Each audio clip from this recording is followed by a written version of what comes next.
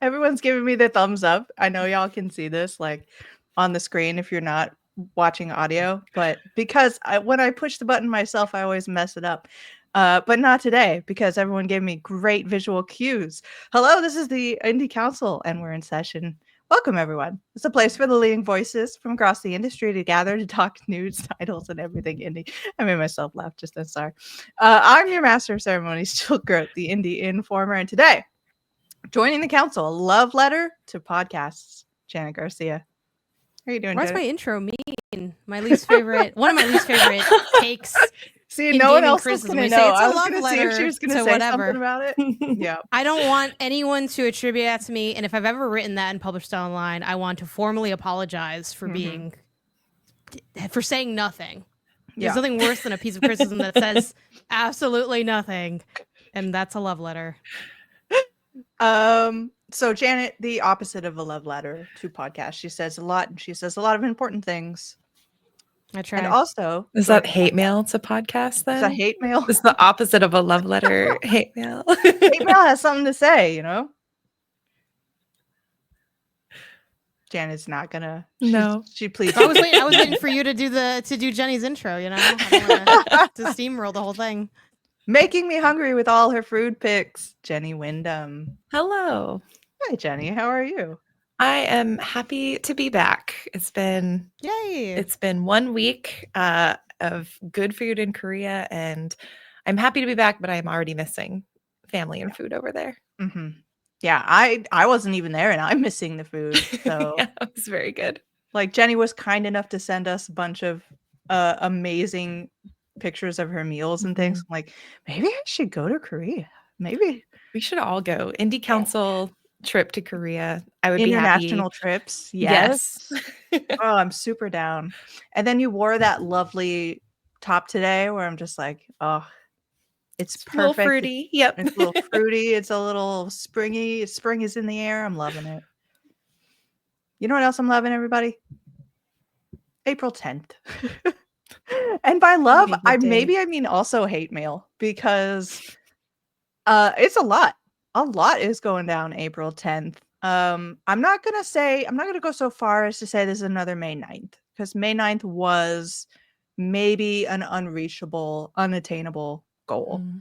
But we have a lot of good games coming out April 10th, which is probably the time that a lot of people are watching this show at the moment. So starting off, Blueprints. Yes. I've been like trying to get the word out about this game forever, and apparently everyone's got up with me because it is currently the highest scored 2025 game, period. It is higher than every other game this year at 92 is what it is currently sitting at on Metacritic. So apparently people really like, I saw the scores starting to hit for this game, and I was like, dang, I didn't know people were gonna pop off for it this way. People were hitting like 100 out of 100, 10 out of 10. Like, I could not believe. I wasn't even that high on it. I was high on it. I thought I was gonna be on the higher range, but it's so weird when you think you're gonna be like the outlier. I'm like, I'm a little too high, and then everyone else hits higher than you. You're like, what is going on? Were y'all expecting this? Did you get a chance to check anything about it out? I mean, this was also one of my most anticipated games of the year, and I was also pretty hot on it. I felt like it would probably score pretty highly. I also was not expecting everyone else to be so into it. I had expected people to like. This was one of those you could tell it would probably win some awards, probably be critically acclaimed, like very indie darling. But like I saw some people posting like really, really flattering and like very big comparisons online that I was like, oh my gosh, like people are way on this game. So I'm excited for the team, and I'm hoping people like as they play or hope like that it meets their expectations, because those are pretty high expectations that I've seen in terms of scores. Yeah. I do want to shout out that the bingo prediction that a indie game of the year is going to be in the first quarter of this year. Like, we're looking pretty good. I actually didn't think Blueprints was going to be Oh, really? the game. I thought now I'm like, you must have thought that, but I guess the date it wasn't like announced that far out, like the specific No, I date. I don't think think it was so. maybe like a month or so ago. So Yeah. yeah. I think I haven't played it yet. I'm playing it tomorrow at the time of this recording. And just gonna see if it's a game that me and Mike can play, is what I would say. It's It's gonna be dumb fun. friendly. I love People it. claim that it is, and I've definitely seen some people that don't normally get into puzzle games get into it, but at the same time, I also saw them go like sicko mode on the notes that they have. So I'm like, I'm not really sure about this, but yeah, I think I mean, I'm sure we'll talk about this game throughout the year, simply because, you know, a lot of us here on the show like it. It's going to be just a big talker throughout the year, but I think the really wild part of this is it's not just that it scored incredibly high, which to drive that home for people, which if you're listening to the show, you probably do keep up with what do things get on Metacritic, and you're already kind of inundated with that. But it's really, really, really hard and really rare to get like 90 or higher. Not that it's not hard to also get like 87, 88, but as you push into that next scoring tier, it really is like another level, like an upper echelon, because not only do people have to score it really high, because it's averaged out, it's really easy for that to be dropped down by a few, you know, slightly less favorable reviews, which is what makes like getting a 90 and above so challenging, and also such a key signifier. I think the other thing that sort of surprised me with Blueprints is how many people are playing it in the industry. People are playing this as if it's like, you know, at the level of what the next hot AAA release is, I feel like. And also people had codes for a really long time, which I think helped with a game like this. The reason I know that is because people do my other least favorite thing in the industry, which is when they sub post about a game that you're not supposed to talk about yet, which I feel like is kind of, it's not you breaking embargo, but I think not to take like publisher side and PR side, but it's like, I feel like we're not supposed to talk about it, so you talking about it.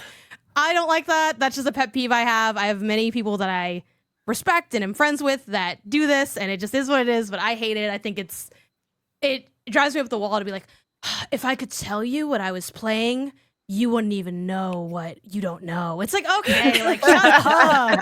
I'm sorry, everyone. I think it's obnoxious.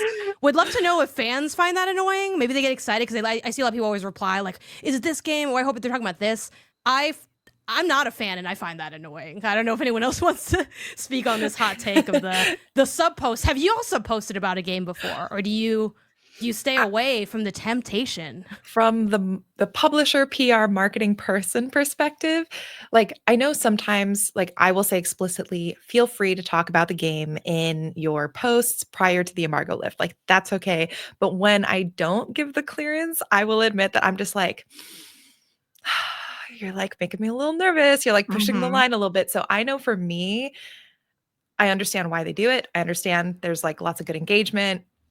I'm not going to ever tell someone not to, as long as they're not actually breaking embargo. But I do feel a little bit like when I see that personally as well. But I think also that's me being nervous because I'm like, man, one of these days someone's going to let it slip and break an embargo that I'm going to have to like go wrangle. So yeah. No, I'm with both of you. I am way too nervous and anxious a person to put anything out online that I don't 100% know is like past embargo. Like I have to double check even when I'm like, I know this is embargo and I know that this is the proper date. I'm still checking that email that's been sent out like 100 times. Like I'm sure that this is correct. So I just can't to casually put out information that I haven't been like greenlit 100% really freaks me out. So like maybe I would do it if that weren't the case. And I think for a game like Blueprints, which again we've been talking about, and to spoil the magic, like I've had to speak towards while I've been playing it as if I hadn't been playing it, you know, there's always that sort of weird place you get put into. But I think Blueprints is a kind of game where it's better not to talk about it so people can like discover things. It's what makes one of these games so like amazing, because the discovery is there and you don't get that kind of discovery in a lot of games. So even if I were to be the kind of person that like to say like, y'all don't even know what's on the way, I think in this case, I wouldn't do that just because of the kind of game it is, because I can't say any more about it anyway. Even after like Yeah, I embargo mean, is lifted. in people's defense, I do think everyone's been, and it's probably these kinds of games are also hard to, in a way, hard to spoil. Like I get everyone's like, oh, the experience, but there's so much probably in it that it's like, what are you really gonna do? I feel like a lot of people have just been talking about how they feel about the game in a very like non-specific to the game's mechanics kind of way. Mhm. And I think the one positive of people doing the like the semi clout chasey like sub post is I do think it's generated buzz like among the I don't know how y'all feel as, you know, Mhm. people in the industry, but everyone's been talking about this game for so long that peers are Yeah. like, is this game out yet? Because I feel like people have been talking about it like and you know, behind the scenes where it's like there's no embargo in this like side room in this corner with this other person, you know, even though like on a technical level you're not supposed to do that either, but I think we all kind of, you know, when you're kind of peer to peer, it functions a little bit differently Yeah. than you talking to like an audience about it. But Right. yeah, I think- so I'm sure we'll look back on this as another obviously game win, but also like a bit of a marketing and planning win, I think too, and Yeah. having the code so far out. People have been playing this game for what feels like the whole year, even though it's Yeah. probably only been like, I don't know, 7 weeks or something. But it's still a long Mhm. time for an Yeah. embargo for a game or, you know, code release. Especially right after, because I feel like it was like we had the demo, the Next Fest demo, and like that also got an update. So we had actually a couple versions of the demo come out. So it's like I know I played both versions of the demo and then getting the review key. And so it's like I know I've been playing it, I feel like since last year in Mhm. various forms. And so yeah, I think they have done some really incredible just like building familiarity. Like that's always what marketing is kind of like on about. It's like you have to see something 7 times before like someone feels familiar and like there's a Yeah. marketing thing around it. And I feel like they have done a really good job of making people feel familiar with the game. Like I feel like I've seen it in a ton of places since playing the demo last year. So yeah, And not only definitely a good that, case study. like behind the scenes stuff, I think one of the reasons why games like this do really well is that it is a really good game to have a shared experience with. Mhm. And this game had very famously, I did not join, but it had a review Discord with like various levels of like knowledge. So you could like know as little or as less or as much as you Mhm. kind of wanted to talk about. So just I think that also helps a lot of people having the it's almost like playing a multiplayer where it's just like about the connections you made with your Mhm. friends and that becomes part of the experience of the game.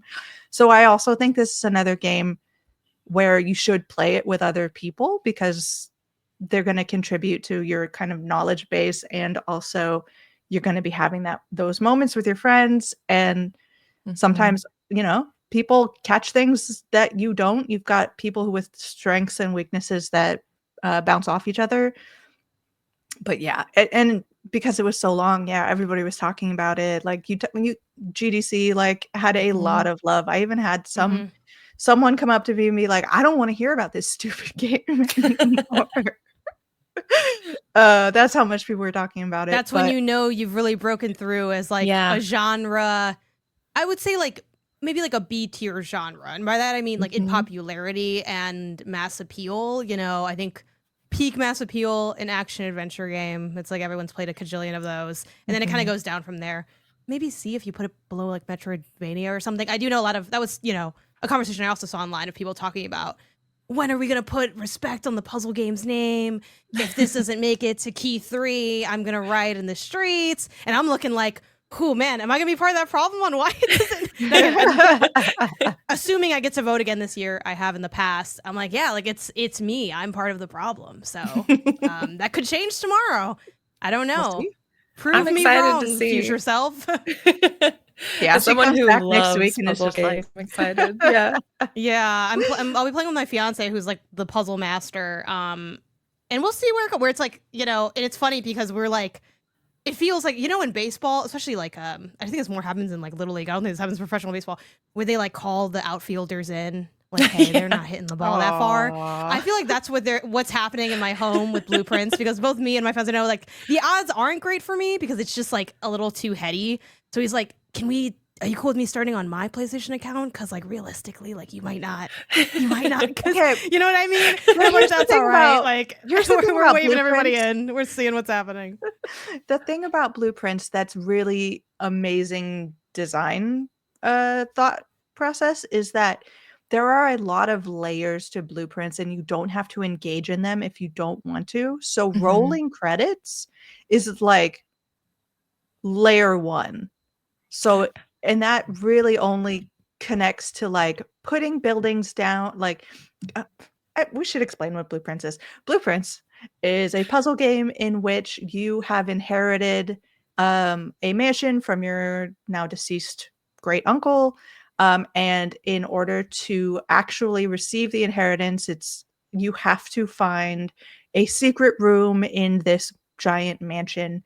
And to do that, the mansion actually has like a stack essentially of like rooms, tiles.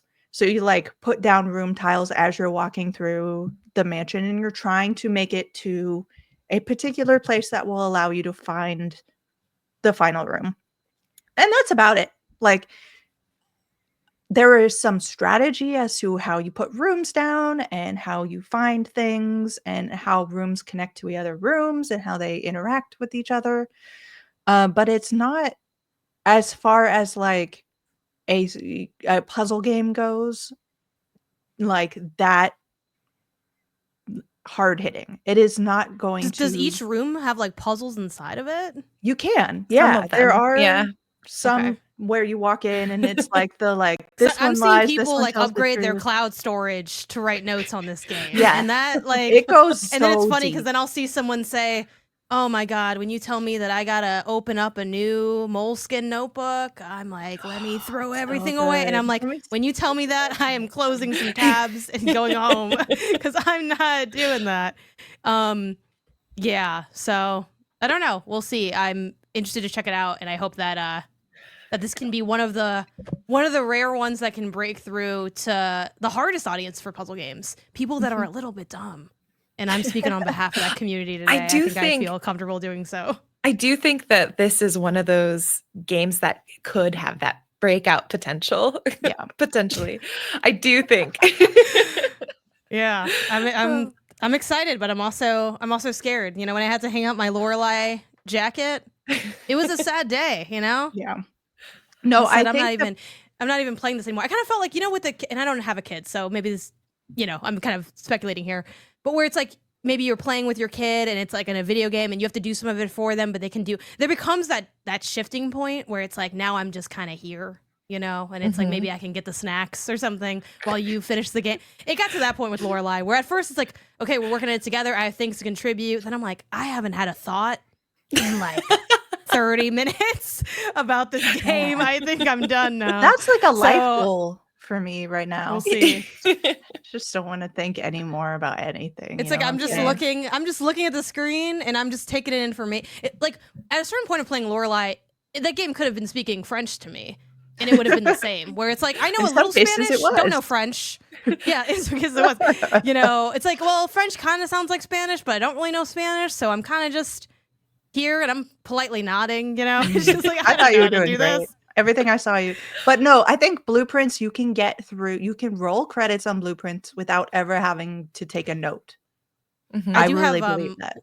one other question on that front. When you say that, is that in the vein of like Animal Well, for instance? You can finish Animal Well without doing all the secrets, and there's like 3 layers of Animal Well, and finishing the game is technically only the first layer, right? Is it like that? Or is it more like Nier, where it's like you kind of have to get a bunch of endings to really feel like you experienced it, / RE2, where it's like you kind of got to play Leon and Claire to really it's like, yeah, you did the credits did roll, and I don't want to be gatekeepy, but you kind of got to go back as Claire because it is really that full experience. So between those as 2 buckets, which bucket is Blueprints in? I think if you roll credits, you can You have to feel put it into one bucket. if you roll credits, you We're can gonna have a feel new bucket. satisfied and walk away. Yeah. It's 100%. Okay. It is not so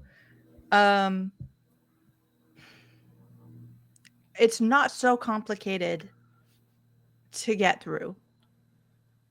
the deeper layers are really just a like, that's interesting. I've been noticing that around.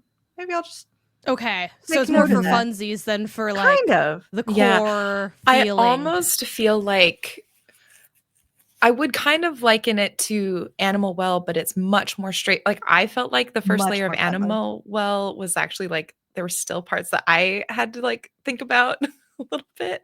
I would say the first layer is more straightforward, or I felt like it was more straightforward than Animal Well.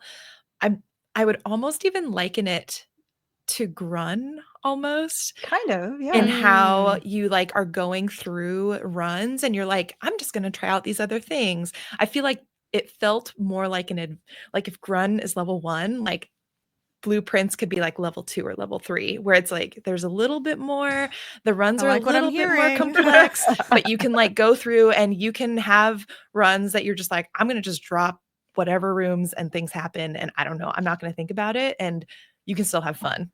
So I feel like I would liken it to that a little bit more. And there So we go. third bucket. Third bucket. There's Mhm. always a third bucket, everyone. The elusive third bucket. Yeah. I heard the We found it rumors, today. you know. But speaking of rumors, it's not only Blueprints coming out on April 10th. I do want to make sure everybody checks other things out because Blueprints is getting so much of the oxygen.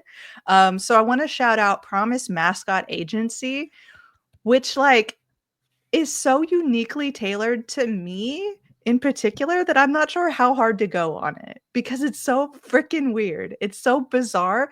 But the thing that's great about it, and it's one of those games where there are games that do this so well.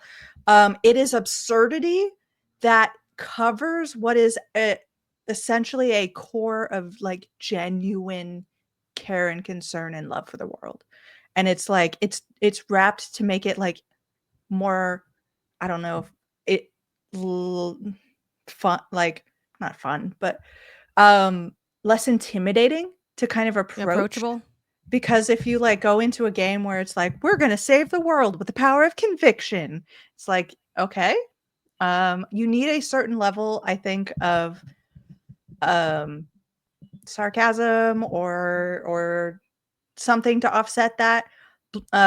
Promise Mascot Agency is so freaking good because like the basic idea here is you are ex Yakuza, I can say it. Something bad has happened. It's all very serious. And the only way to save everyone that you love, like urgently, and you feel this urgency in your soul, is to rebuild a mascot agency in the middle of nowhere. And all of the mascots are just like ridiculous creatures and their own characters. The in-game lores are actually like magical beings in and of themselves. They're not like someone in a suit. Those are real live creatures that you could be like worshiping at a shrine, but instead you use them for your own financial gain. Like it's so bizarre and I love it so much, but everything is so heartfelt in the way that it approaches a story and it's never making fun of anything. It is honestly goodly like interested and caring about what's going on in the world, which I absolutely love. Um, and then it's just a cherry on top that everything else is ridiculous. Like you don't walk around in this game. This game is 100% you're either like doing some kind of weird management sim or you are like race car derby crashing into people. There is no in between on this game. So I really hope people go check it out because it is a ton of fun, and I absolutely adore all of its like artistic and thematic choices are top tier. So yeah, that's definitely one I want to shout out. Anybody want to say anything about that before I move on to the rest of the list? Okay. Looking forward to it. Shuhei Yoshida's in it, Excited. which Yeah. is wild. Warrior Sheeta's in So it. excited. Yeah, I played Um, a little bit and I think you're spot on in terms of like it is so sincere and how wild everything is that you just like can't help but go for the ride with them, and I love it like when that sincerity just shines through. It just makes it so fun to play. So, yeah. Other things that I want to shout out that are happening April 10th. We have Monaco 2 coming out. Willow Guard is coming out. And we have the Triple I Showcase on top of everything else. So we're going to see a lot of cool indie games that day. Make sure you budget your time. Don't take too much on any one thing. Don't get overwhelmed. Have a good time. But let's talk about the Triple I Showcase a little bit. We, as of right now, as of probably y'all watching this, you probably have seen it already. But the Triple I Showcase promises 30 plus video game announcements in 45 minutes, so not a short or not a long presentation. I am really interested in Digital Sun teasing some Moonlighter 2 news, some of which I might have already seen. I put something up on my website about Moonlighter 2 and getting some behind the scenes stuff there. But I think there's going to be more news than even I know of, so I'm very excited about that. And then they promise a post show that deep dives into some tasty titles, their wording, not mine, including Over the Hill, which I know Mike was going to be excited for, and I wanted to make sure that he was included in this show because he's decided to ditch us. But there you go. There you go, Mike. You're welcome. So cool. And then there are 3 unrevealed world premieres, and y'all know how I feel about that. Premiere. Yeah, world premiere. Which they're also going to look at. So, like, we've got at least 3 games here that they think people are going to want to see more of after the show. So that's very interesting. And then Starbirds, which is Dwarf Romantic devs, but we're going into outer space and something about colorful birds. Yeah, Nice. This is very Nintendo Treehouse of them. Curious to see how what that looks like. Well, my mess around, leave it on a little bit. I tend to piece out at those more like. There's something about when you feel like it is over, and it's almost like I feel like the whack person hanging out after the party ended, and like the host is cleaning up, and I'm like, I should go home. I'm kind of in the way. Like I have that. I hate that I have that feeling, but I do. It's just like, well, this isn't really the show, so I'm gonna leave. Maybe I'll stick around for at least a couple minutes. I tend to ramble on after finishing it anyway, just to see what it is. But yeah, curious what that structure looks like, how long it is, and all that. But we'll have more on that after we watch it. Yeah. If you're listening, you're ahead of us because you might have already watched it. Yeah. Let us know what it felt like in the future chat. like. Yeah. The future, yeah. Yeah, what's going on with those tariffs over there in the Yeah. future? Like one day from now. Are they Game on or here, all the off, worlds. please? Oh man, we'll get into that soon, y'all. Oof. But before we do, BAFTAs, the Yay. British Awards, Woohoo. somethings awards. Yeah, we have this problem every single year with the BAFTAs. Jill, it's the we know British the Academy B stands for Film Are- Awards. TV Awards. Oh yeah. Which I Oh, Googled okay. because I also don't remember it for some reason every time. But yes, the Okay, BAFTAs. obviously it needs another letter in there because they're doing video games, and we just found out all the winners yesterday. So I'm very, very happy to see a lot of indies getting a lot of shout outs here. Obviously the big winner was Astrobot, so congratulations to them. But I want to shout out Artistic Achievement Neva. I am so I'm very, very happy, and I'm so kind of confused as to why Neva has not gotten this award in every single award ceremony, because I think it absolutely deserves it, if not more categories. But the one game where I was absolutely like, if this game doesn't win British game, I'm going to riot. One Yeah. British game. So thank goodness You're Here has one British game of the year, which absolutely 100% should. Congratulations to that team. I got to see them at GDC. They're a lot of fun. Debut game was Balatro. Very interesting. We didn't see a lot of Balatro love here. I wonder if people are kind of they've seen Balatro win and they're kind of like, yeah, we're not. We're going to move to other games to kind of give them some flowers, which is interesting, because no matter how much you want to try to pretend that award ceremonies are objective, like critical things, there's a lot of humanity that you cannot take out of them. So I think there's always a human element to think about. Evolving game was Vampire Survivors, which I found very interesting. Vampire Survivors does great. It puts out a lot of really cool content, a lot of the times free DLC just showing up, and you're like, oh, okay, cool, new Vampire Survivors. Game Beyond Entertainment, which, how do you feel about that category? Janet, have we talked about this? Not. I don't know if we've talked about the BAFTA category specifically. I do think categories like this struggle with being unclear on how they are defined. And I think that's kind of an uphill battle for. You see this with Games for Impact at the Game Awards. You see this with GDC calls it like the social impact, which is more specific. But then the nominees felt even less well matched in that one, in my opinion. Yeah, I think honestly, Game Beyond Entertainment feels like fairly clear to me, like something that goes beyond just enjoying it and has maybe a deeper impact, which I think is like, I don't know, maybe could be said about a lot of games is the only maybe con there, but I think at least it's hitting beyond entertainment. It's more than just a for funsies. Like for instance, like, you know, it's I think rare in the modern era because we have a lot of games that do both story and gameplay, but like Balatro is a fantastic game. It's not a game beyond entertainment. It is very much a game of entertainment.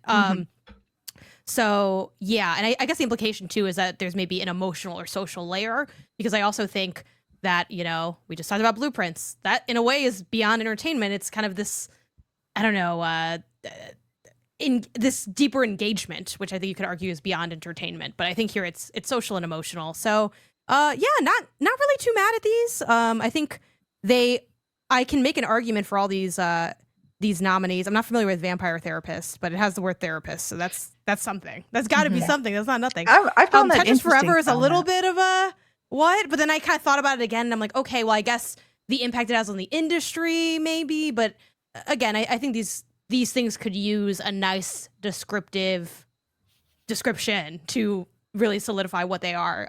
But yeah, you know, Tales of Kenzara, the cultural aspect, the exploration of grief. That makes sense in the same way that, you know, Hellblade on the other end was one of the nominees as well. Yeah. So congrats to Tales of Kenzara Zao. And then wait, but what about you, Jill? Do you got some beef with Games Beyond Entertainment? No, I do like this. Yeah, your floor is yours.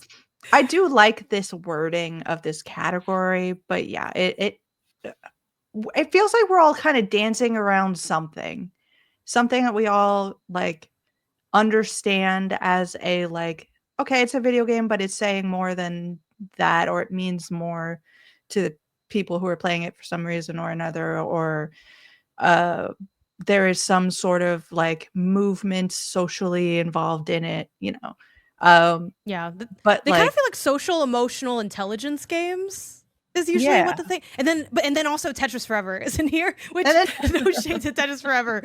It just doesn't seem like the other ones, so it just feels a little funky to have it in there. But yeah, but that's what you get when you don't have like that very strict like definition of a category. It's you get games like that because you can make the argument like, yeah, it's changing the industry. But yeah, maybe we'll continue to refine and figure out exactly what it is. Someone's going to say the correct combination of words and we'll be like, that's perfect. Why haven't we been saying that the whole time? But yeah, no, new IP, last category, actually made me think of Jenny. I believe this was you. I want to say it was Jenny, where new IP is still Wakes the Deep. And I think Jenny was the one who was like, actually, this is a good game, y'all.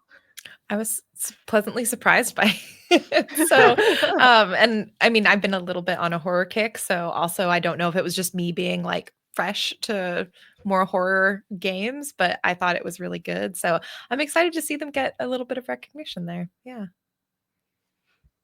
Pop up. Jump scare for everybody in the horrors.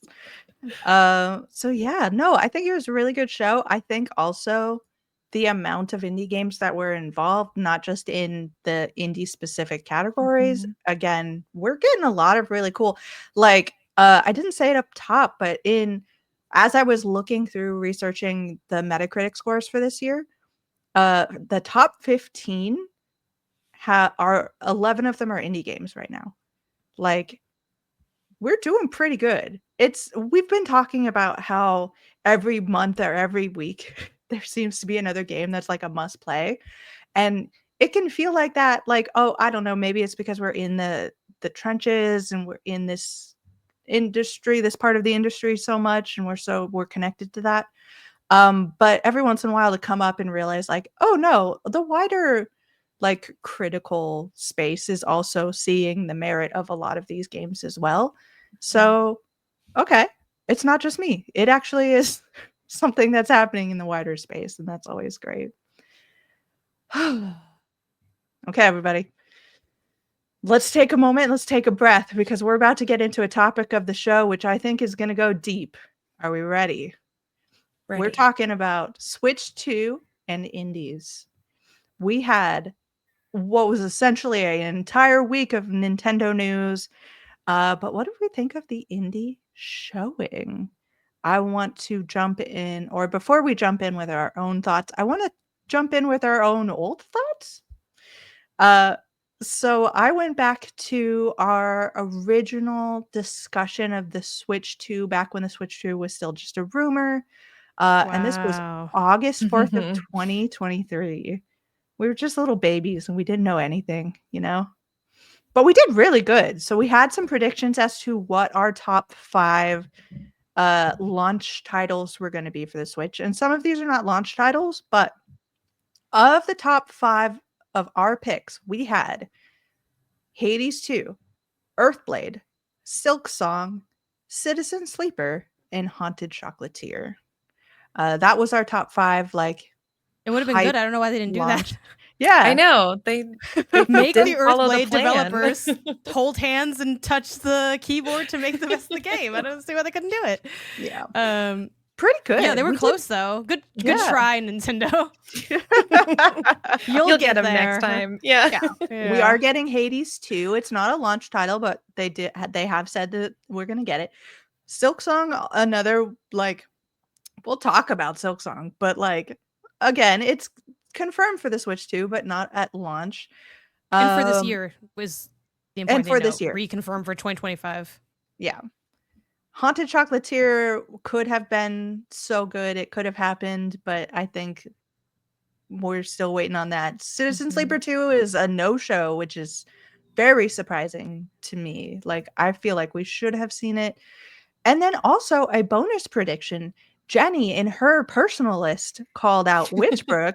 Yes. And it was there. So congratulations, Jenny. You win an extra bonus point. Ooh, don't spend it all in one place. I know. Oh my gosh. What will I do? I also want to point out, let's talk about Silk Song a little bit. First and foremost, what? What was that? You can't have Silk Song show up in your presentation and it just be a quick, like, in the middle of like a sizzle reel for 2 seconds. Oh yeah, and this is happening, sort of thing.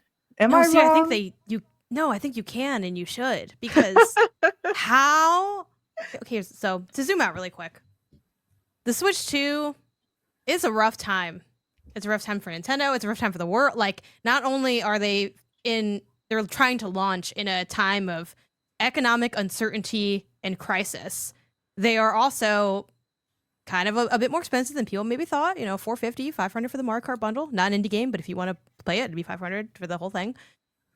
Some of the games are $80. People are like so it's like it's a spicy time right now. You don't want to, and when someone's watching something like a very hyped presentation like the Switch 2 reveal of like, we showed you what it is, and now we're really you're gonna walk away from here having all your questions answered and your reason to buy the console. Now, whether or not that reason's enough for you, that's, you know, personal and debatable, but that's what you're leaving with. So you don't want them to say, okay, let's do a fancy bespoke trailer, have everyone be hooting and hollering just for you to say 2025. I mean, maybe people would have kind of bought into that, especially if you're not. But also the people that are obsessed with Silk Song have been eyeing Silk Song forever. They know that's not news. It's a nice to have and definitely reaffirms, okay, I really think they're going to come out in 2025, because if they didn't, they maybe wouldn't have this placement in something like a Nintendo Direct. I think this was the right scale for the level of news it was, which is, it's technically barely news, but it's kind of nice because it's implied news, which is the least exciting kind of news you can give. Yeah, that's exactly what I thought too, because I'm like, if they're not announcing a solid release date or just saying that it's out now, they shouldn't give it more time than a montage. Like, just from a showcase standpoint, from an expectation setting standpoint, it's like that would do Nintendo a disservice, the fans a disservice, and also like Team Cherry a disservice, because you're just like creating another potential moment for people to just get mad. And so just like having it there and just being like, nope, it's coming. Yeah, I agree. It was kind of like the only option they had, but it's like to not include it at all probably would have been like a whole different bad expectation setting. Mhm. So at least by saying like, hey, because I think in an Xbox showcase like last Yeah. year or the year before, we already know it's coming 2025. We already knew it's coming to Xbox. So this is just saying, no, if you're on Switch 2, you're covered too. Cool. Let's move on to the next thing. It's so wild because it's Yeah. like the amount of news stories that this like 2.5 seconds of showcase garnered is so like if you go through and look at the percentage of coverage, I think probably Silksong got the most. You know what I'm saying? Like, Which is kind of wild. I know why, but also it's kind of wild to me because I'm like, there's other stuff that would have been like really cool to focus on, but mhm. I know how SEO works. So Yeah. And going back to 2023 selves, talking about Silksong, Jenny said, I hope we get Silksong before Switch 2. She was very, very clear that she wanted it to come first. Mike asks, what comes first, Metroid 4 or Silksong? We still don't have the answer to that. I mean, Metroid 4 could come. I think And Metroid. then Do we have a release date for Metroid 4? I don't think we Sorry, have it's not an- indie game. I No, we don't just have think we 2025. have it. yeah. I'm putting my money So- on Metroid coming before. Let's see what Silksong. happens. Yeah. And Janet, Janet, you specifically said this is a bad I was just date. saying anything. Said Little Devil Inside is coming before Silksong. Still could technically happen, but I am starting to think Little Devil Inside was the friends we made along the way because Yeah. I don't know what's going on with this game. I tried. And that is no shade to the people that are, I'm sure, working tirelessly to Something get this is stuff gonna figured happen. out, but Yeah. it's quiet. The Little Devil Inside, the line is dry. Like There is no this- little devil it's like- inside. They've left all the and building. it's funny because, I don't know at all if this, if Little Devil Inside is going to be good versus Silksong. If you like Hollow Knight, it's going to be more Hollow. It's like, okay, yeah, it's going to be a great game, very critically acclaimed. Little Devil Inside, I don't even have like a barometer for it anyway. And yet I feel like this is my Silksong. Mhm. I first saw this when I worked at Kind of Funny. That was like 2 years ago that I'd been there. It's Yeah. like so much time is passing and I'm getting older. I'm closer to death with every day passing by. And I still don't know any more information on this game. Little gonna be Devil on your Inside is funeral great. bed. It's 4 amazing. years from now. And then not me gonna play this game 4 years from now just to say I thought it was okay. Like why you Yeah. know what I mean? Like I'm really thrashing over this one. I'm not gonna lie to you. What's going on with this game? But that's if you're following indies, you follow some of them for a long time because it just depends on how Yep. early you get in here. Yeah. But And there Yeah, are there's still some times time. you follow something a long time and then it just quietly goes away, I hope that's not the case. They talked fairly recently, and I think probably Mhm. last year being fairly recently about like still being working on stuff. So Yeah. like take your time, figure things out if you can. I feel like for Scared. me, that game is, what is that deer game? Way to the Um, Woods, which is something else Oh. they Way to brought the up Woods. in that discussion. I didn't want to throw it out there, but I think about it's that lost in the woods at this regularly. point. They're changing the title. Yeah. They're never that getting out of the woods. that and She Dreams, I oh think. yeah. I hate to Mhm. tell you, but it does look good. I'm not gonna lie. Yeah, there are a lot of games but She Dreams we did see last We year. did get an update So- in like the mix, I think, Yeah. right? Was that what it was? Something So like that. I have hope. I have faith. I'm hoping on that. Games that were announced that we didn't even know about in 2023, so we couldn't have called it out. Split Fiction. Also Split Fiction is I think number 2 in the Metacritic scores right now. Good for it. Deltarune's chapter 1 through 4. I got choked up when I saw this announcement. I'm so excited. Good. I feel like you called this particular prediction out on a recent showcase when we were just throwing things out. Yep. So proud of that one. another bonus point to Jenny. Jenny's winning this particular episode. And then Enter the Gungeon 2. This particular part of the stream was like garbled, and you Mhm. didn't see anything, and Yeah. everything was Felt kind of so messed up bad. until you saw like I think you saw the like title screen, and then it moved on. And I don't know what else showed up in that. I don't know if they ever fixed the stream of it. I need to go back and check because, like, I know I was hearing things. I'm like, there's epic music going on. I wish I knew what was actually happening. I watched it late, and it does work if you, like, go back and watch it, so you can watch the actual trailer that showed, but, yeah, I was talking to a friend at Devolver who was very disappointed about, That is so sad. the fact that that announcement got, overshadowed by the tech difficulties. Yeah, I mean, I don't know anything about behind the scenes there, but I can only assume what goes into getting your game into the Switch 2 like reveal showcase, and to Mhm. be so excited and to have your all your team sitting there around waiting and to have that be your experience has to be brutal. Mhm. So we're giving you extra love here, Enter the Gungeon 2. We're excited for you. Congratulations to everybody. Uh, everybody's just so everyone knows what's happening behind the scenes. Everybody's writing in the doc, and I need to figure out what everyone's saying. We also You can just saw keep reading down. Don't worry about it. yeah, I'll just keep reading, don't worry about it. Reanimal, which is the, Little Nightmares team, their new Mhm. game. Professor Layton in the New World of Steam. Star Seeker Astroneer Mhm. Expeditions. Goodnight Universe. Okay, we're getting it now. Those are all ones that I kind of remember from the stream, if Yeah. I remember correctly. Um, the next 2, I don't remember being in the stream at all, but they have confirmed that they're going to be on Switch 2, so I've put them here.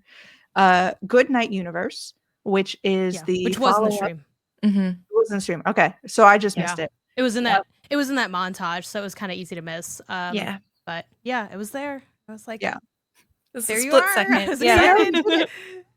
But this is the follow-up to Before Your Eyes, which Janet, they're working together. It's a good possibility you're gonna get Before Your Eyes on the Switch too.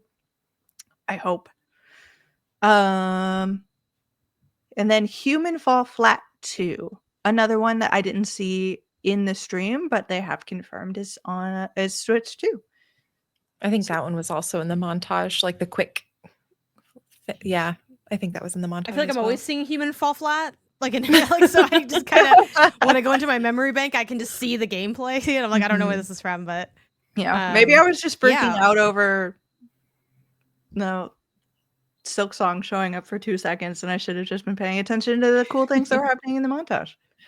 Definitely more indie stuff than I expected, of which I expected, I guess, kind of close to none in a way. So I was pretty pleased with seeing that be included. Especially, we talked about before, Nintendo Switch 1, as it sure henceforth be known, was such an indie machine. Like, that was one of its nicknames, among fans and critics.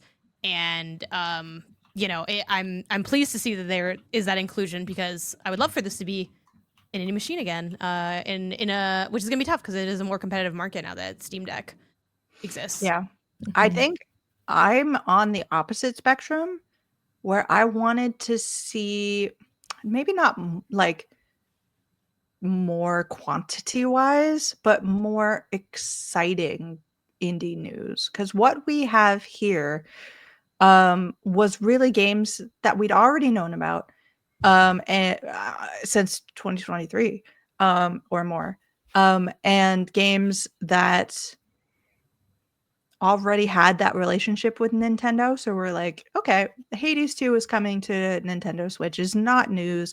It was the first console that the original Hades came to. So I would have loved to have seen something like some of the new Annapurna games. I think Far Away would have been a really great game for this. Like, it's such a Switch coded game. It's just about a twinkling little star going off and doing its star thing. We did see some Devolver, but like Force Strike would have been really cool. They've got some games in the works I think would have been games that they have in the works that don't have like release dates that would have been really cool to announce here. And then Raw Fury, come on, Blueprints would have been like a ball out of the park hit. I don't know what I'm saying anymore. And then Isbeard. If you put the words in a different order, Yeah. I think everyone, You guys, you know what people know what you're talking about. Yeah. And then any knocked it out of the park. But Janet, yeah, you've got Before Your Eyes here, which I've already anticipated for you. But what else were you? Yeah, for the what we didn't see. Speaking of seeing, I hate those eyeballs. podcast transitions. But one of the things that was new, we did the hardware flyby before with Nintendo. This time they also went into a couple key peripherals that tie into their sort of core pitch of the Switch 2. It's like, well, what is this? There's a mouse, okay, like, and then they're like, and we made Discord, and we're like, okay, I guess, like, sure. So that's like a big thing that they have, where they have like this kind of Discordy interface, and they have a camera that you can buy. TBD on whether or not you can use a third-party camera for that. I don't know yet. But they have a little Nintendo camera. I forget if it's $50 or $60. That you can use for like doing little calls with your friends while you're gaming, similar to what you can do on Discord, but they also have integration into some games. So one of their showcases for this is Mario Party, and this is gonna be like a bonus thing that you can buy or whatever, like an upgrade. I forget if it's an upgrade or free DLC for Mario Party. That it's like, oh, your face can be in there, and there can be like kind of just funky things using the system's mic, stuff like that. So they got me thinking of what are some ways that they could maybe utilize this more. And yeah, Before Your Eyes was the first thing that came to mind. It is a super fantastic game that we've talked about many a times on the podcast before. If you're not familiar, it's a narrative game about someone's life. You kind of live their life, and it's flashing before your eyes. Before Your Eyes, that's the name of the game, right? It's Before Your Eyes. And you need a camera to play. So on a technical level, they allow like integration and ways around it for accessibility purposes, but the way it's designed to be played and intended is with a webcam, and as you blink, time moves forward. There's some switch ups on this, like for certain parts of the game where that doesn't happen, but that's kind of a big part of it. And it's this feeling of, as you blink, oh my god, like time slipping away. It's such a beautiful game, and it has since come to places like PSVR 2, which has great eye tracking technology, and it's also available on mobile where you can use your iPhone or your iPad, and it's like cool built-in camera there, super simple. So yeah, I was kind of surprised and a little bit temporarily bummed out that wasn't more of an angle. I felt like one of the things, even indie stuff aside, that Nintendo, I expected them to kind of lean into more, and they didn't, was like, why do I care about your new hardware angle, which is like kind of barely a new angle, right? It is basically the Switch again, but a couple better things, bigger, nicer looking, and it has this like mouse thing with the Joy-Con. So on that note, I thought it would have been really cool for them to highlight the more point and click oriented games that are going to feel, theoretically better to play on Switch 2 than any other console. Games like Rise and Case of the Golden Idol, respectively. Games like Keep Driving. Like, it felt like that could have been an angle, but they didn't really talk about that. They had stuff like, they mentioned Civ, and that's very much a game I associate with a mouse. But it's not like they said, and it's going to feel great to play with the mouse. Like, they just never really highlighted that. And I think the last thing that sort of surprised me looking back on it is they spent a good amount of time talking about virtual game share, which is a little convoluted. This is Nintendo, whereas basically you can, in your family plan, you can share virtual game cartridges with other people. So if we were in an indie council family plan together, we said, forget our blood families, we're a family now. I could share games with you, but you need to do the sharing through local. So I guess when we meet that once a year at GDC or at PAX, that's when we can do it. And it's only good for 14 days before it auto kicks back to the original owner. You can only share it one at a time. Again, there's several limitations to this. But, and I know a lot of people are bummed out, feeling like Nintendo is veering away from like physical hardware, and they're trying to wean us off of our cartridges, blah, blah, blah, blee, blee, blee, right? But I think that was a great opportunity for them to highlight games that don't get physical releases at all. For a lot of indie games, they never get a physical release. Mm-hmm. And if they do, it's usually after launch. So, like, there are some indies that launch physical, but it's statistically, I would say, pretty rare.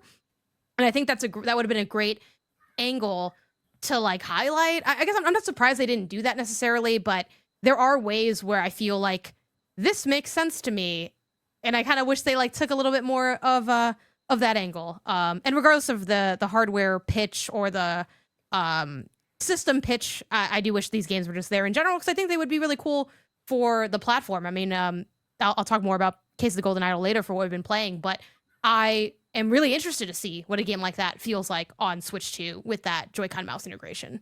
Yeah. The first thing I thought of when you're like mouse games, I'm like, Manor Lords would be awesome to see if the Switch could play it. But, you know, Nintendo being Nintendoing, I hope we get another kind of more indie focused space, and I'm sure we will at some point. But Jenny, you've got not an indie on here. Yeah. So I think when I went into this, I was actually not expecting that much indie coverage. I was honestly expecting it to be primarily first party and then the tech. So I didn't make any indie predictions, but I personally wanted to see them feature, especially because we knew the Joy-Cons were going to act like mice. I was like, oh my God, are we going to get the return of Mario Paint? I was so mentally like ready for that to happen. And it didn't. And I was really disappointed because I was like, what a perfect, oh, my camera just overheated. I'll keep talking. But what a perfect opportunity to like bring in the nostalgia, showcase this new tech, and like, I don't know, highlight again, like what Janet was saying, what is new and cool about this? Oh my gosh. You are so prepared. For folks just listening, Jill put up a picture of me and Rosie. And I feel like it was a little bit of a missed opportunity, because when I come into this kind of showcase, I am looking for like the newest of new game news, which I don't think we've really got other than a couple of like the first party titles. But indie wise, I think it was all very, well, for me, other than Deltarune, stuff that we kind of knew was coming. So really the highlight for me was going to be like, what is the difference? Like, what is the difference maker in this console that will make me want to get it day one? And I think I've extrapolated like, oh, these are the things that would be cool, but they didn't make it easy for me through the showcase to immediately grasp it and get excited. Yeah. Yeah. No, I think that's probably why I feel like there wasn't a lot of indie stuff, because like obviously there was good indie stuff and some of it was messed up at the initial announcement, but like I feel like there wasn't a lot of like, I didn't come away with, oh my gosh, this thing is happening. Yeah. So also not indie, but I wanted a Nintendo keyboard and to have like typing integration, and I thought maybe they could bring back Mario Teaches Typing, which I have no idea if that game was good at all, but like I love to type.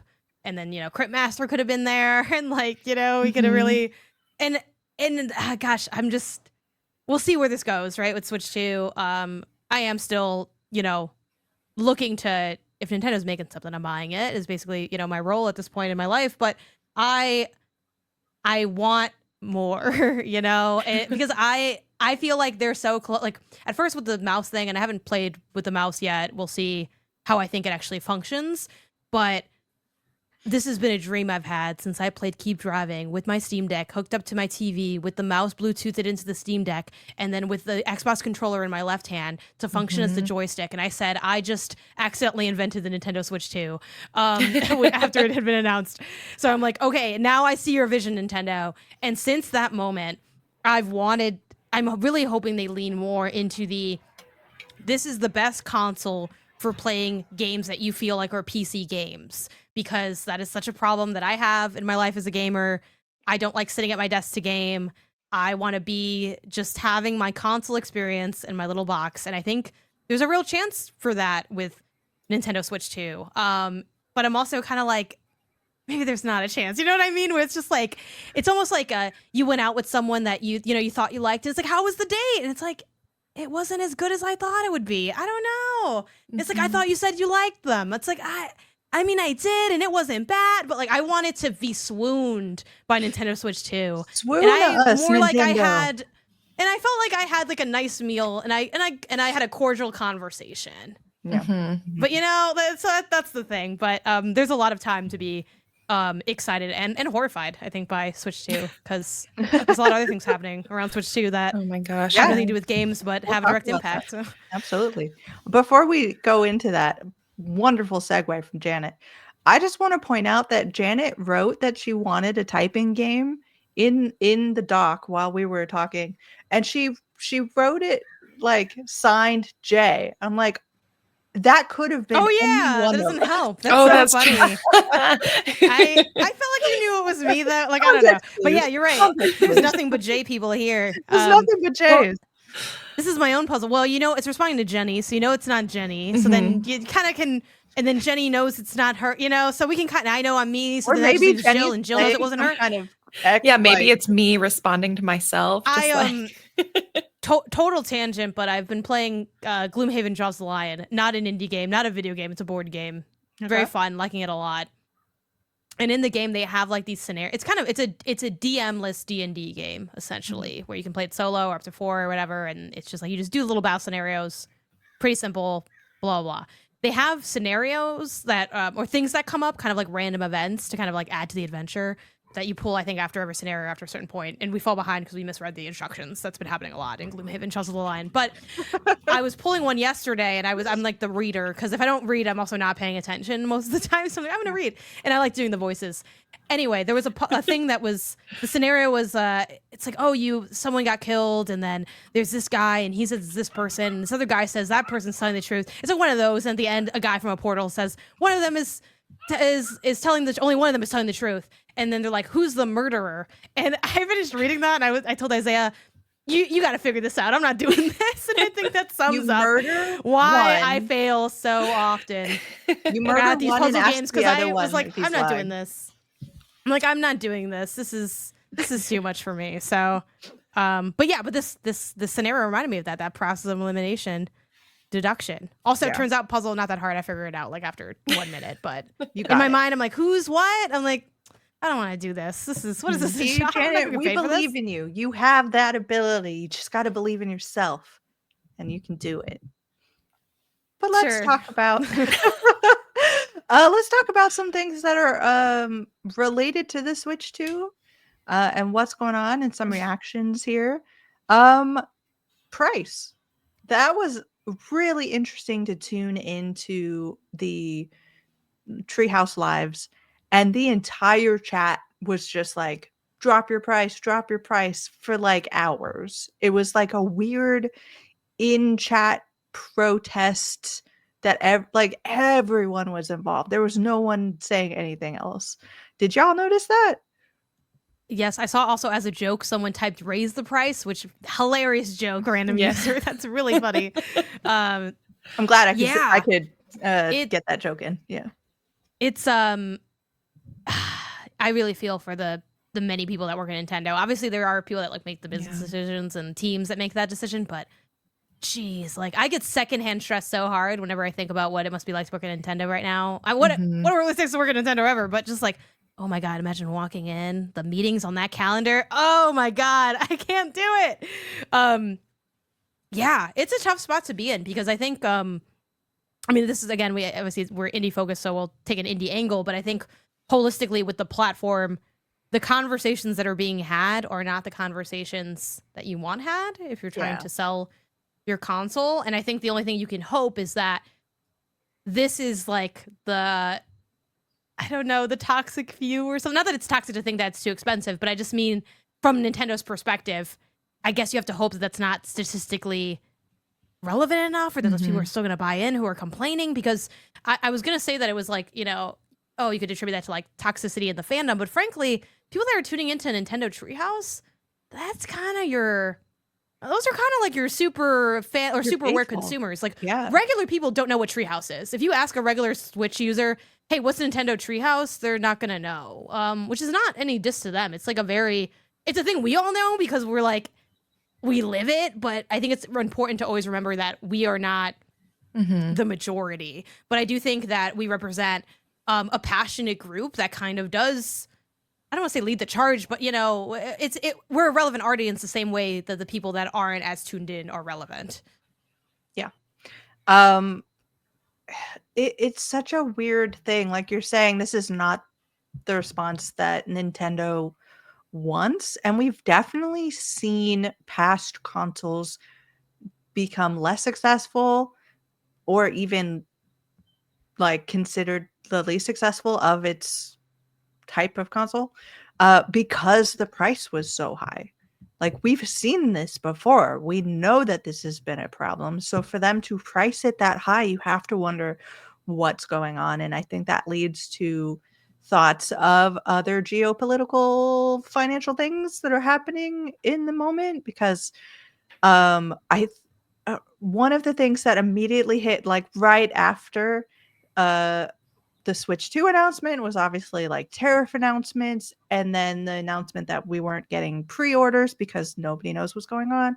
And we're talking about prices here. This is all pre-tariff stuff. So if they have to sell it to us because of the tariff changes, we don't know if it's going to be more at this point, but also now it looks like tariffs are holding off. But if they are holding off for 90 days, do they increase? Like, Nintendo has to be looking at this like, do we increase the price or not? Because we don't know whether or not this is going to actually hurt us.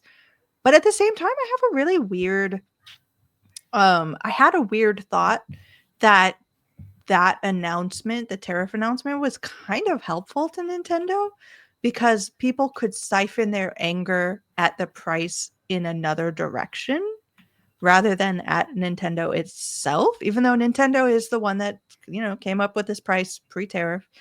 So yeah, I don't know, now that tariffs are pushed off for 90 days, do we get pre-order information now? Are we getting anything? Jenny looks doubtful over there. Tell me what you're thinking. I don't know. What makes this incredibly frustrating is that we're working in a time period where the government is so uncertain. Like, we are on, like, the tariffs are on, the tariffs are off. The tariffs are on, but at a different percentage, the tariffs are off, except for this one country. And so what's really hard is we can't even I imagine even they can't even really begin to, like, plan, because there's so much uncertainty in the market right now. And so I personally don't know when they can even confidently announce a point, which is really nerve-wracking because June 5th comes quick. Like, that is very soon. Yeah. So I'm really curious to see what happens to the launch date of the Nintendo Switch 2 based on what's happening right now. Yeah.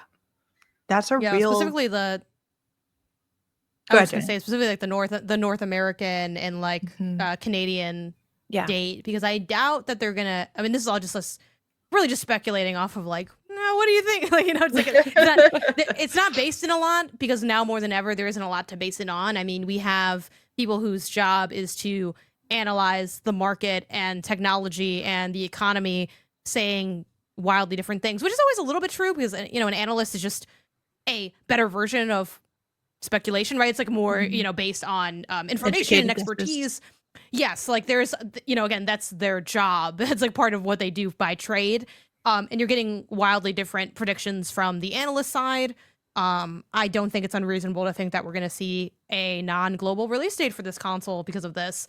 I know a lot of people in Canada are mad that they are, lumped in with America. It's like, well, we don't have this. But, the reason I assume that is because they don't want Americans just going up to Canada and then buying the Switch for like cheap, and then everything's all messy.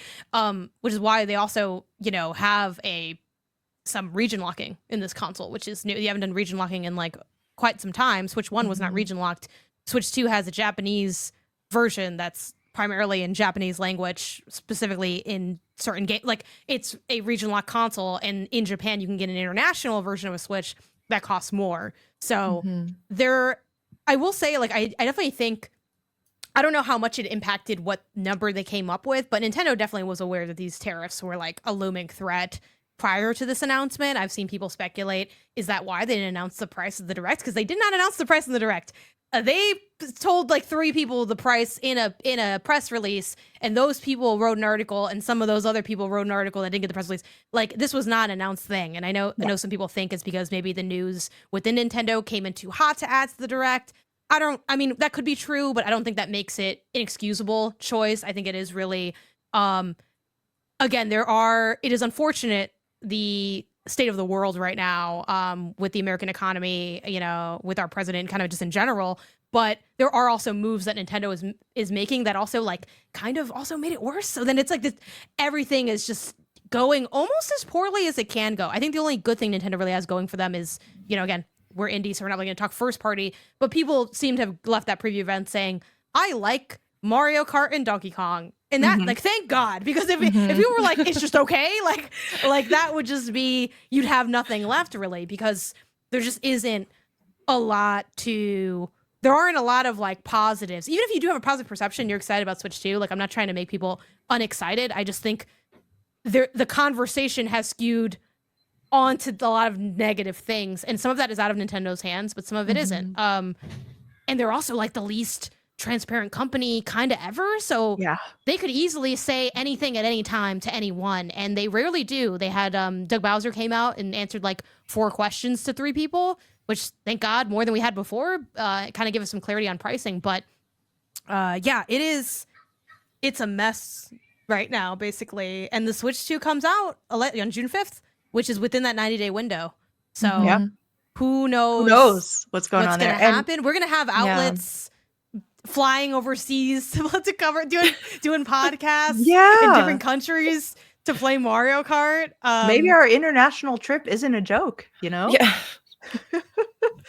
But with all this going on, I'm working abroad to cover Nintendo Switch 2. We're talking about price not only of the console, but also games is a big topic right now, because people seem to like the new, like, Donkey Kong and Mario Kart, and that's great.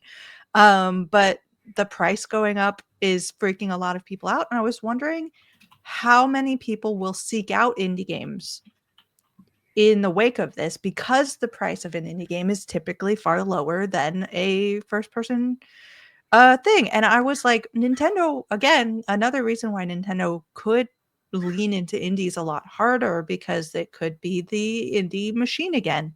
But that doesn't seem to be the case, according to Mr. Ryan Brown. I want to bring up all of this, all the threads on the Sky from Lost in Cult. Ryan Brown says, as expected from indies I've been speaking with, Nintendo third-party focus is on AAA. Dev kits prioritize AAA partners. Don't expect an indie powerhouse at launch like the Nintendo Switch 1 was. Nintendo Switch 2 will still become an indie go-to, but with so few developing right now, it may take a while. And then a follow-up to that as well. Says, still from Ryan, to expand on this quickly, I have spoken to many indie devs this past year for something I'm working on. Even after the Switch 2 reveal, not a single one was developing for it yet.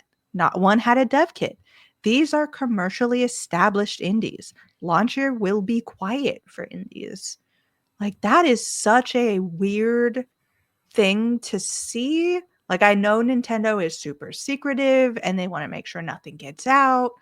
But in this sort of turmoil that we're talking about, all of this like price stuff, I would think that maybe they would be really indie friendly this time around. And I don't know where the confidence comes that it will become the indie go-to. I don't know if the Switch 1 was that indie friendly. We did talk about that in our prediction episode, where like Xbox is really pushing its indie programs. PC has always been a great place for indies. Like, that's always going to be top dog. PlayStation has had really indie focused like pushes for things. And it seems like, to me, this would have been a great time for Switch 2 to become like the Nindy thing again. But it doesn't seem like, especially from what we saw last week, that it's really going to be. Even in the Treehouse lives, I was waiting, I was watching, I was like, okay, this is where we're going to get some of the good like indie gameplay. And like, we didn't really see any. We got a lot of first party things, and maybe they're just trying to get people excited and show people why that price point is worth it. But I, just because, the Indie Informer and we're all the Indie Council, there's a certain slant to how we think about these things. But I was a little surprised that we didn't get more oomph for indie space.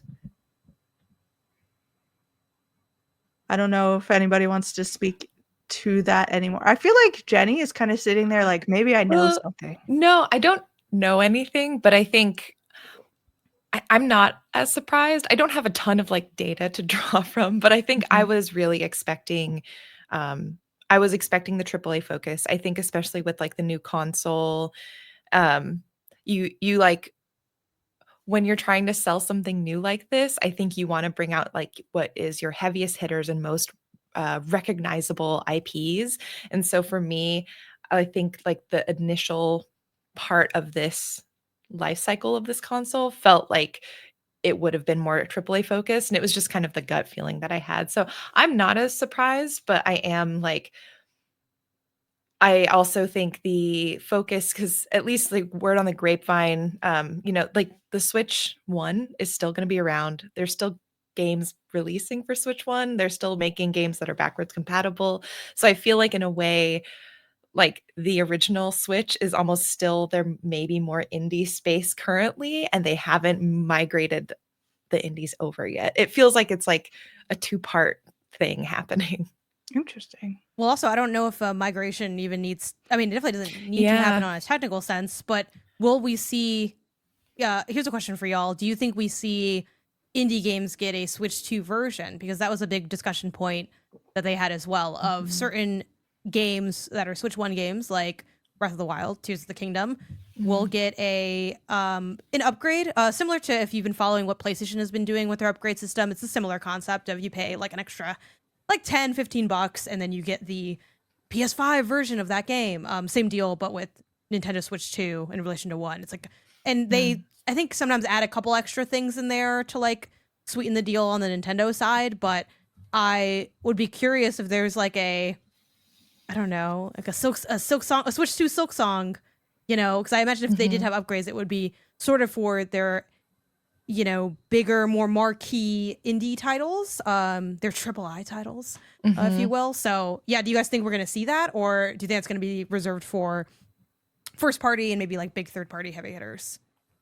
I'd like to see it. I think like almost in a cadence of Hyrule fashion, like I feel like there's the potential with the triple I's, like select triple I's, to have that. I definitely don't think we'll see that from anything smaller than like a Silk Song or a Hades. But I would hope that Nintendo sees the potential in inviting some of the bigger indies to take use of this opportunity, because that could be a huge mover and like incentive for people to like get this console. Yeah. I think I'm not particularly optimistic that we'll see a lot of that. And I think part of it is good for indie games because at least it will maybe to Nintendo's mind seem like, okay, indies are just an easy, like they're easy to work with. So we can put them on our console and we'll make it a win without a lot of effort having to get put in. So maybe it's a good thing from the business mind sense of things if the indies don't get that sort of jump up. But yeah, I think it'd be a real shame to not have like you said, Hades 2 or Silk Song when it comes out, to take advantage of everything it possibly could on this console. Because I mean, for games that are coming to the Switch 2, like the thing about the Switch 2's mouse control that still hasn't won me over is any experience that requires a mouse has been thought of first for the computer space. And typically that's going to be a much more powerful like hardware experience than the Switch 2. So I'm wondering how much of that going into that direction is worth it for Nintendo. They're going to see any like real. I'm just laughing at someone barking outside. It's okay. My neighbor's dog. Okay, puppy. We will talk to you about the Switch. It's fine. It sounded like a fox or something, but that's Yeah. think of like wolf. I'm like Jenny, the wolves right Like behind Jenny. you. Oh my god, if Jenny got a fox, I would be so down. That'd be so cute. I'd come over and feed it like strawberries or something. But no, very serious discussion we're having here. Yeah, so like I don't know if the Nintendo Switch is ever going to be, which is why I think it's a really good indie space. I don't think it's ever Mhm. going to be the like hard-hitting hardware experience that people go to. Yeah, I think for the mouse integration, I don't personally see mouse game as like software powerhouse inherently. I guess that's where we like defer. And I know there are definitely games that are like that are more powerhousey. Even Civ to a degree. I mean, and they spent time being like, Cyberpunk can be on the Switch too.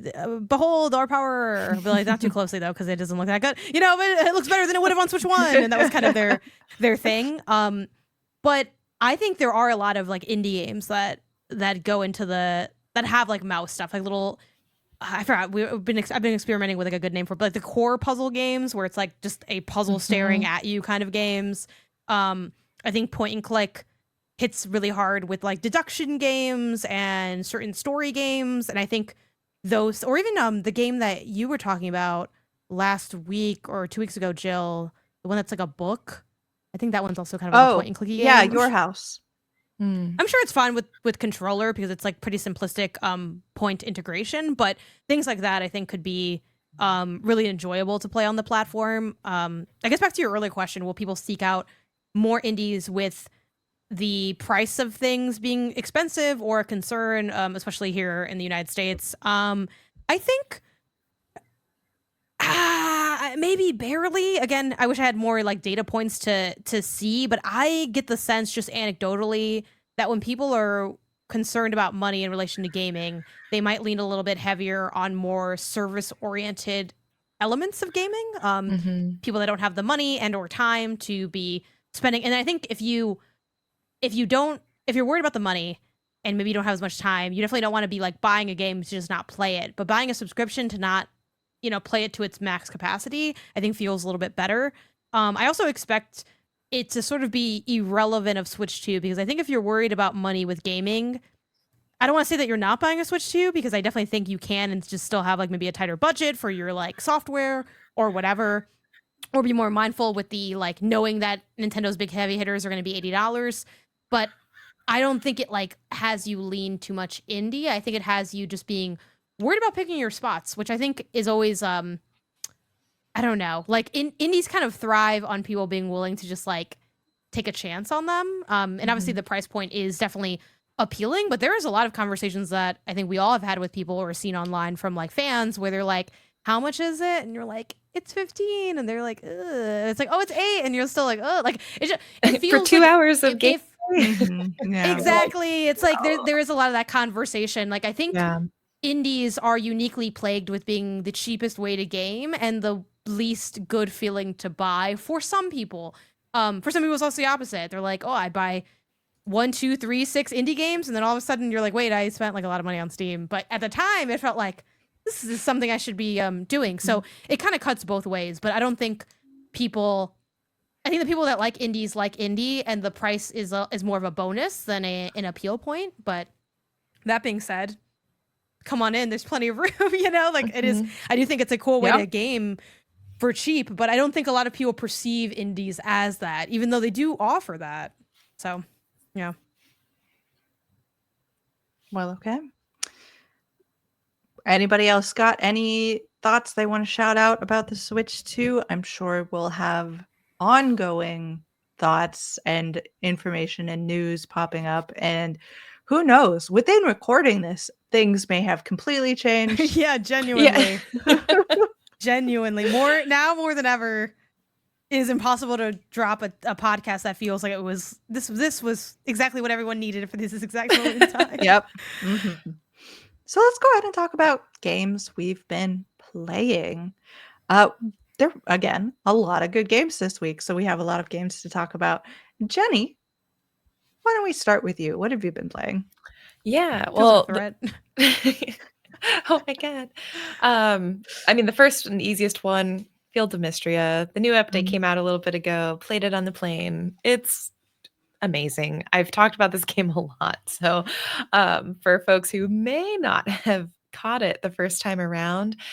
Fields of Mystria is a farming and life sim where you're helping restore a village after an earthquake. You're creating a life for yourself. It's an early access, and they just added like more romance events, more dungeons, pets. You can't keep me away from it. It is, I think, one of the strongest farming life sims we've had since Stardew Valley. Even in its early access stage, I'm still loving it.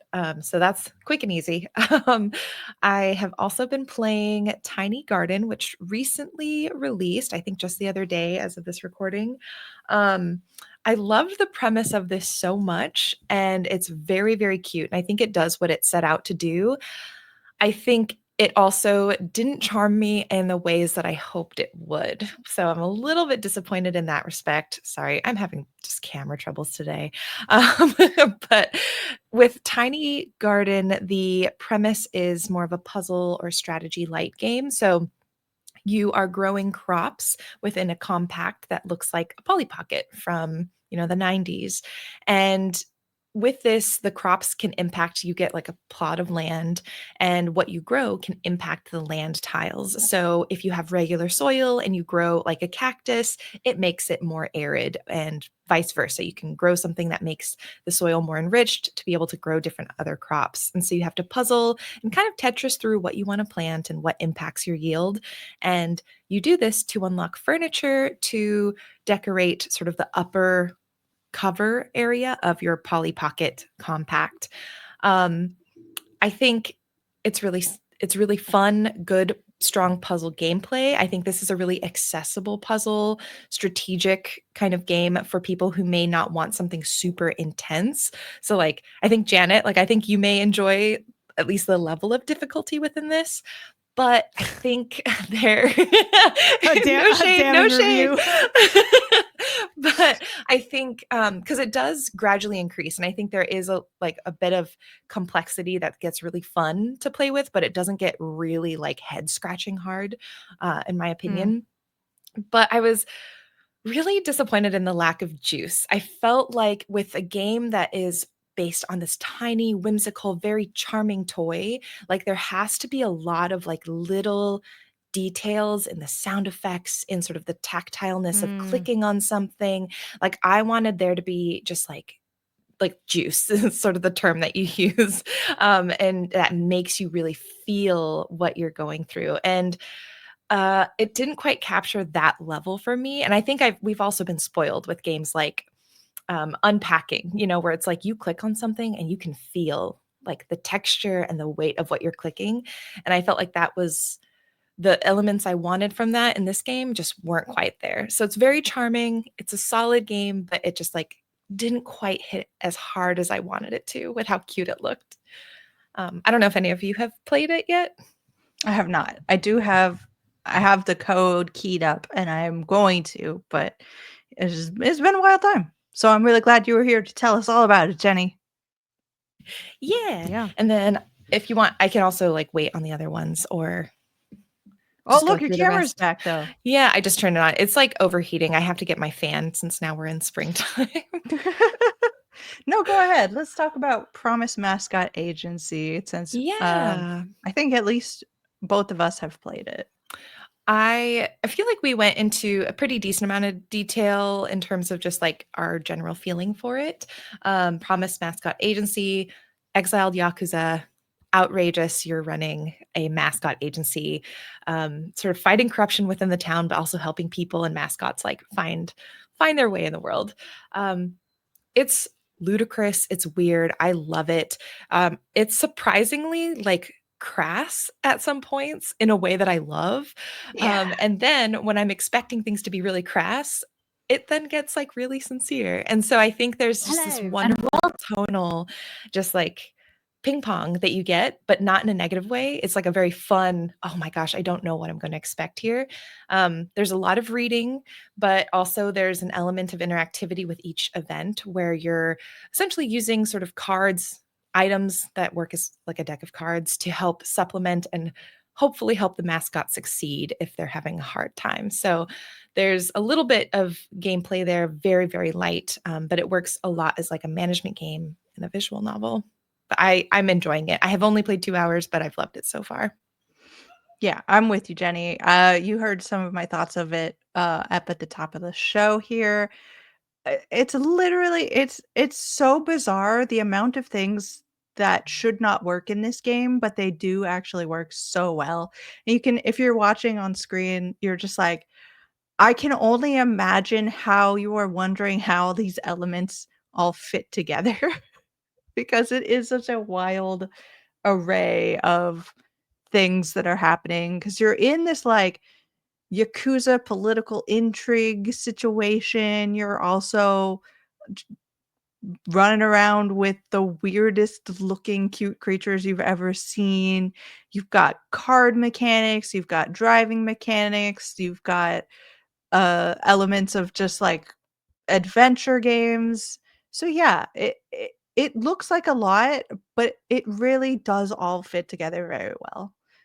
So definitely go check this game out. I think if you are if you're a fan of like the Yakuza games, especially, there's a lot of that DNA here. And I think especially with like Ichiban as the hero, if that was one of your favorite heroes, protagonists of that series, it's just a person with kind of a heart of gold, you know? Like you want so much for everyone to get everything that they are hoping for and deserve. And like I wasn't expecting to feel so strongly. I'm like, I have to save the people around me. But as you're playing, you get stuck in this like really ramshackle kind of town with no hopes and kind of dead end dreams and all of that. And you get to meet all of these characters, and I love every single one of them. And I want the town to succeed now. So now my loyalties are split because I want so much to save everything going on in my world, but now that I've met the people in this town, I want to save them too. And in order to do that, I sort of have to keep recruiting and pushing these mascots out to like make money for me. And kind of a way to do that is to like lowball them a little bit on their like on recruiting them. So it's just like this really, and just like, yeah, a lot of the game is just driving around and like stumbling over something. Um, and not knowing exactly what you're going to get into day to day. And I really, really love how the pacing and how they've set things up and what the tone of everything is. Like the whole game is kind of like an 80s infomercial sort of like commercial for some sort of D&V. It's got very D&V vibes to it. And somehow that makes it, that works together with it so well as well. And freaking Tofu's on the screen right now. If anything bad ever happens to Tofu, I'm gonna murder everybody in this game.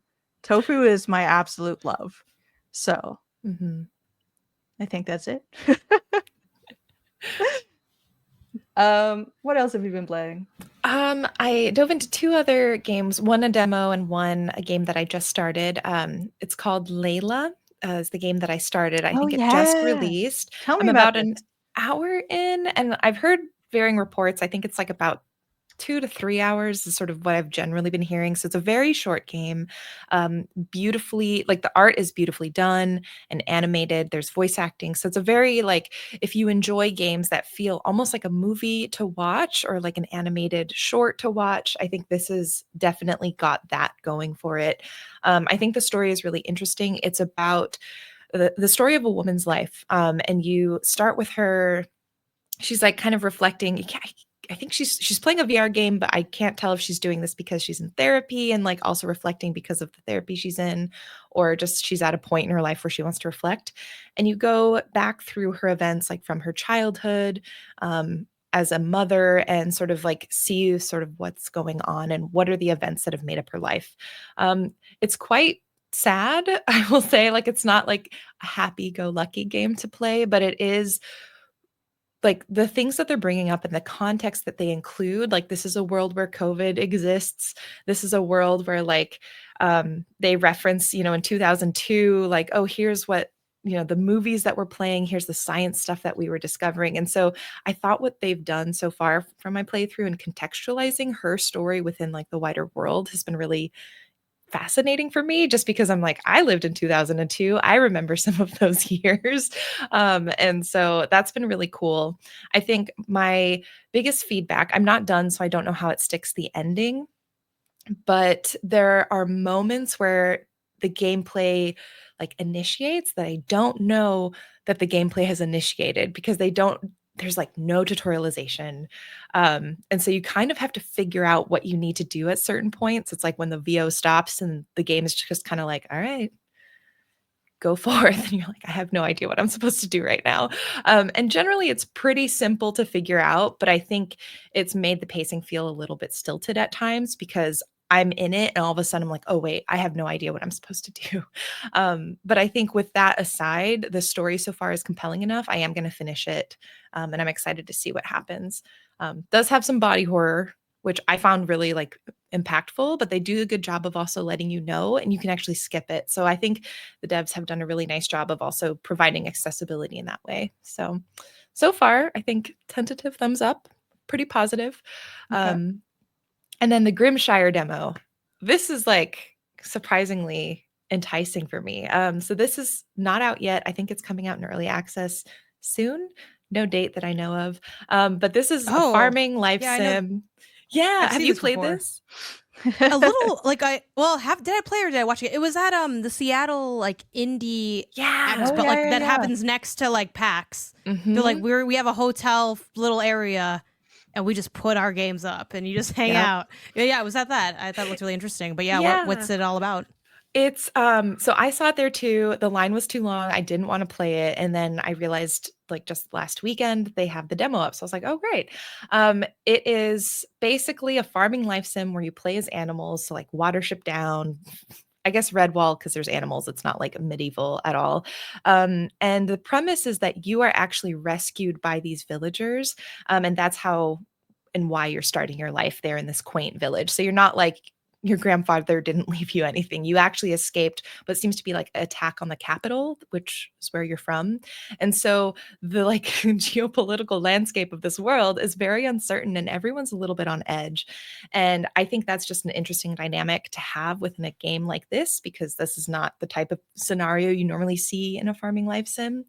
And they have other additional like bits of tension that I think are really cool. And the demo is only 7 days, and so I didn't get super deep in it, but you have herbivores and carnivores living together, which adds a little bit of like that tension. There is the possibility for certain NPCs to perish and die because there's a plague making its way across the land. There's a community cellar that you have to maintain and balance. And so food can go bad. And so you have to pickle things. And so there's like a lot of extra tension that you don't normally see in this kind of game that I just find very interesting. It's a little like I think they recently updated the pixel art. I think it's really charming, but it is like a little bit rough, if I think depending on what you're used to with pixel art. But it felt really nice to play. And from the demo, I was definitely wanting more. So that's just something to keep an eye out or just try the demo because it's still up on Steam. But yeah, I liked it. I like it. Nice. I'm gonna have to wish list that. Hmm. Okay. I mean, from one kind of animal-ish thing to another, Janet. Tell us about Koira. Yeah. Are you sure? Okay, so Koira is a game that came out pretty recently. It's published by Don't Nod. Studio is Studio Tolima, and you are I think are you yourself an animal? Are you I a don't person, I know. You've think. got you're like a a person. floppy-eared person. Yeah. Maybe you've got a You hat. got little I cute can't little quite figure ears. out. The art it's basically an adventure game that with some environmental puzzles. That's the genre and general structure. You sort of appear, you see this little dog, and then you're hanging out with the dog, you're adventuring through. Throughout the game, there's sort of I guess like challenges to overcome. Like at one point, Hunter, like fairly early in the game, it's a fairly short game. It's like it's like 3 to 4-ish hours to beat, which I did finish it as well. You encounter some hunters and have to evade them, and take care of the dog. Sometimes you feed the dog apples. Oh, I feed the And dog apples that's all the time.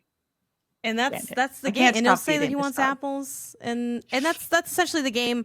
I forgot if I mentioned this already, but again, it leans not full grayscale, but it's kind of like muted coloration, and sometimes does go full grayscale kind of art. So when I first started playing this game, I'm like, oh, this is solid. This is all right. You know, it's very straightforward. It's not really straightforward. I guess the tasks are simple that you have to do, but knowing to do the tasks is a little bit hidden to give you a little more to engage with. So it's something like, oh, you don't know what to do, and then you see an icon like a thought bubble with the dog, and it has like an apple, and it's like, okay, you give the dog an apple.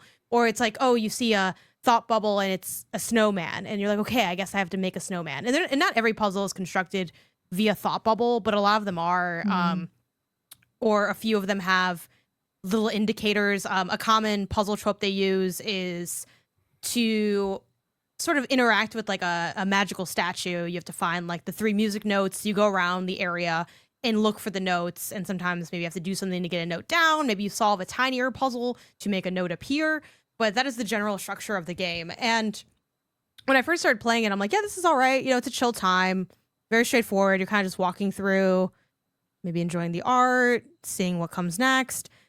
But as I got further into it, a shift occurred. There was a disruption where I was like, I'm kind of like a little bored by this, and sometimes a little overly confused, even though it's not a complicated. It's a little sluggish, I think, to get things done in this game at times. And it does have the venial sin of a game that is not a stealth game that uses stealth. And we've seen it happen to our faves, right? Shout out to Chance of Sonar. I know a lot of people hated the stealth in that game. I actually found the stealth in Chance of Sonar to be fine. But I think a lot of people that can be a little grating. And I think for me, I definitely found myself not even struggling with the stealth, but it just kind of felt like a barrier more than like an exciting challenge to overcome. And there was one sequence in particular that really I had an unfortunate run-in with, where it's a chase sequence, and at the end you just like, as long as you don't like hit anything, you're supposed to just like animate off the slope. But for some reason, like, I don't know if it was a bug or what, like I could not get that to happen, and I had to like do it a lot of times to make it happen. Again, I think that could just be unique to a little bug that I ran into. But when you kind of start to add these together, it's like I felt very just going through the motions of this game by the end of the day. So yeah, I landed, I'd say, fairly negative on it, which I'm a little bit bummed by, because I thought for sure this was a lock for, it's all right. But for me, I'm like, it's not a wreck for me personally. I think there's I have no problem with a chill game. I'm a big fan of something that you just kind of experience and engage with minimal challenge. You know, we see this in games like Flock, games like Journey, which granted I'm a Journey hater, but let's forget that for a second. Games like Abzu, you know, like there's a lot of things that have this, even like Haunty to a degree. I didn't get that far in Haunty, but I really enjoyed my time, and it similarly is kind of a walk in, quick engagements and kind of take it all in. But yeah, I was kind of disappointed by this, because I did have this on my radar for some time, you know, just kind of always looking at what's coming out of the publishment and development of Don't Nod. But Jill, I know you were playing this as well. I don't know how far you got, but I'd love to hear, you know, what your time was like with Koira. Yeah, I'm a couple hours in. I've not finished. I'm higher than you are.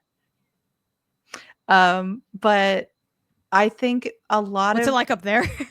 you know. I think this game is categorized for me as a pure vibes. You go in and you're pure vibes in, which, like you said, Janet, in the elements of like stealth, I think the developers sort of forget this and are not playing to their strengths as far as what this game should be. The stealth sucks. I hate it, and I hate it in a lot of games like this where I don't know, maybe they feel like they need to have more gameplay elements, and I'm totally cool with it not being gameplay elements, because the art is so freaking strong. The audio scape of this game is so important and so hard hitting. These characters don't have dialogue. There is no dialogue, which is why a lot of the times you get the speech bubble with the little, like, whatever you're supposed to do, because you are intuiting everything that you're supposed to do in this game. And for the most part, for what I've seen so far, you figured that out, and it's just I'm going around, I'm seeing what to see, and I'm getting to pet this dog and give him all the treats possible. Um, everything in this game is so beautifully audioed. I don't know if there's a word for that, but like The sound design. the sound design is so brilliant. I love running through, and like when you step over like a mushroom, it makes a little chime. So you can like run through the mushrooms and chime, chime, chime, chime, chime, chime, chime. And it's so beautiful. And then when you get to a scarier, darker scene, all of that kind of dampens, and you can kind of feel that because of the dampening noise. So a lot of the puzzles with these musical notes feel good because you're getting that like beautiful symphony again, and you're feeling good about life. And it's just a world to exist in and kind of to float around in. And I wish they had not uh, gone against their strengths on that by doing the sort of more gameplay-y elements. But so far I'm enjoying it a lot. So that came out I think on the 1st. So everybody go check that out if it looks like your kind of game, and tell us which side of the fence you land on there. But yeah, hashtag Team Jill, hashtag Team Janet. You know, we haven't done one of those in a while. I think since like Twilight. So I think it's time we bring it back. The other game I think you're a little higher on, Janet. Oh, the Rise of the Golden Idol. Yeah. I started playing this at long last. I'd been planning to play this with my fiance. It's a single player game, but it just seemed like something fun that we could do together. But I'd been dragging my feet because I don't know, I got other stuff I'm playing. And then frankly, this game sits at a weird spot for me mood wise because I really liked it. Maybe even loved it. I think it's really incredible. I think it's at least as early on as we are, which we kind of did the first chapter or so of the game.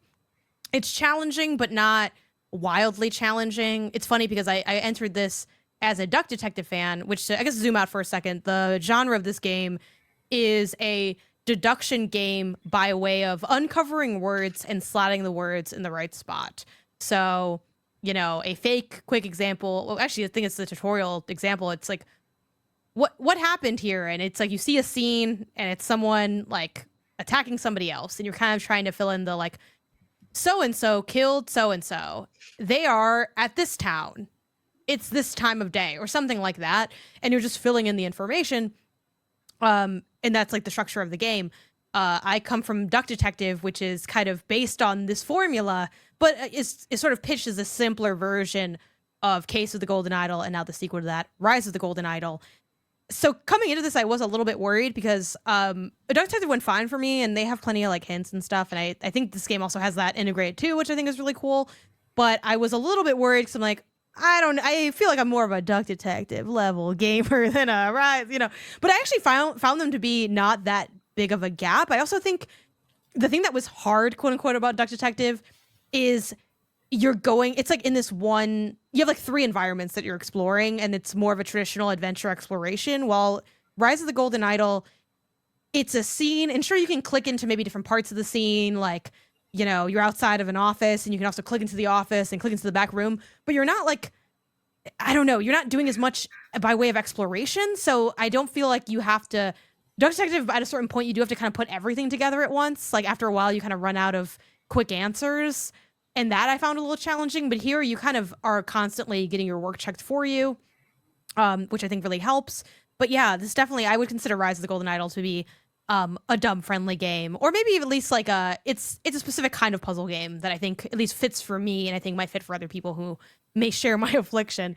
But yeah, I really liked it a lot. I thought it was really fun. And I like the level of challenge because, again, playing this with my fiance, who's very good at all types of puzzles.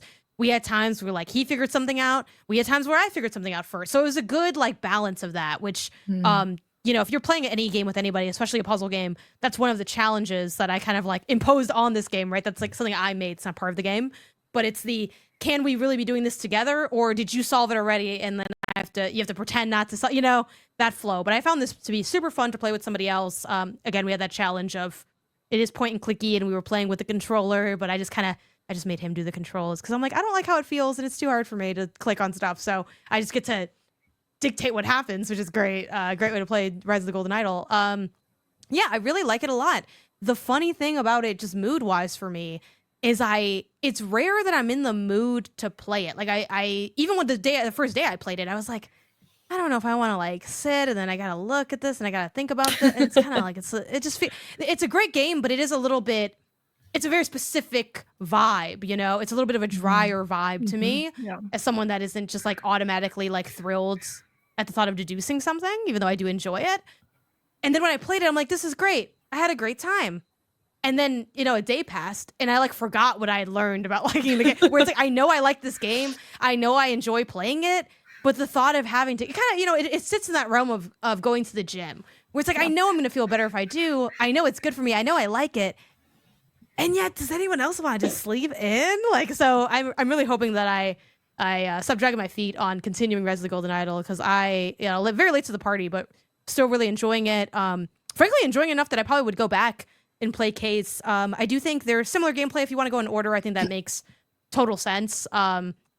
So yeah, but we just jumped to this one because he had played Case on his own time. Because I'm like, I'm dragging him. Just play Case without me. If you like it, we'll get to Rise together. But yeah, shout out to this game that everyone already knew is good. I too think it is good. Maybe you were waiting for me specifically for some reason. You never know. You know, there are the few the proud. You know, they're like, I just only play games that Janet likes. I don't know. They were probably out there, all four of you. Thank you for being here. They're happy to have you there, Janet, so they can tell you. Like, because it is hard when you're listening to someone who is praising a possibly difficult puzzle experience. Like, you have to know that person and know their level of interest in puzzles and how they go about puzzles to know if, like, that's the thing for you. So I think you're very, very good at having a different perspective on a puzzle game versus, like, I don't know, Gio, who is excellent at puzzle games, and I'm like, you're too smart even for me. But no, that's scary to think of. Wild. He's a wild human being. Speaking of puzzle games that both Gio and I like, Blueprints. We talked a lot about this already, so I'm not going to belabor the point, but y'all should really go check that game out. It is like it's getting a lot of praise, and I think the praise is warranted. I think a lot of people are going to have a lot of fun with this, even if you only engage with it at its like base level. I'm putting down rooms and I discovered a room that connects to another room and that makes it do something different, and that's really cool. Like that's 100% a way to play this game, which is satisfying, which is 100% valid, and you're gonna have a great time with it. For anybody who just can't help but like see a thread and have to follow where that goes, this is going to be a wild game for you. You're going to like, so many of the puzzles are things that they're not like esoteric or anything. You don't need to look up a dictionary or have a chart of the moon or whatever. Like, shout out to I feel like Lorelei you're reading my mind because those are literally the puzzles that I was envisioning, because they're like the only puzzles that you do in the first hour. So I'm like, that's all I know what the game is in there. So like Blueprints is it's so good at kind of introducing and sprinkling in, what is that?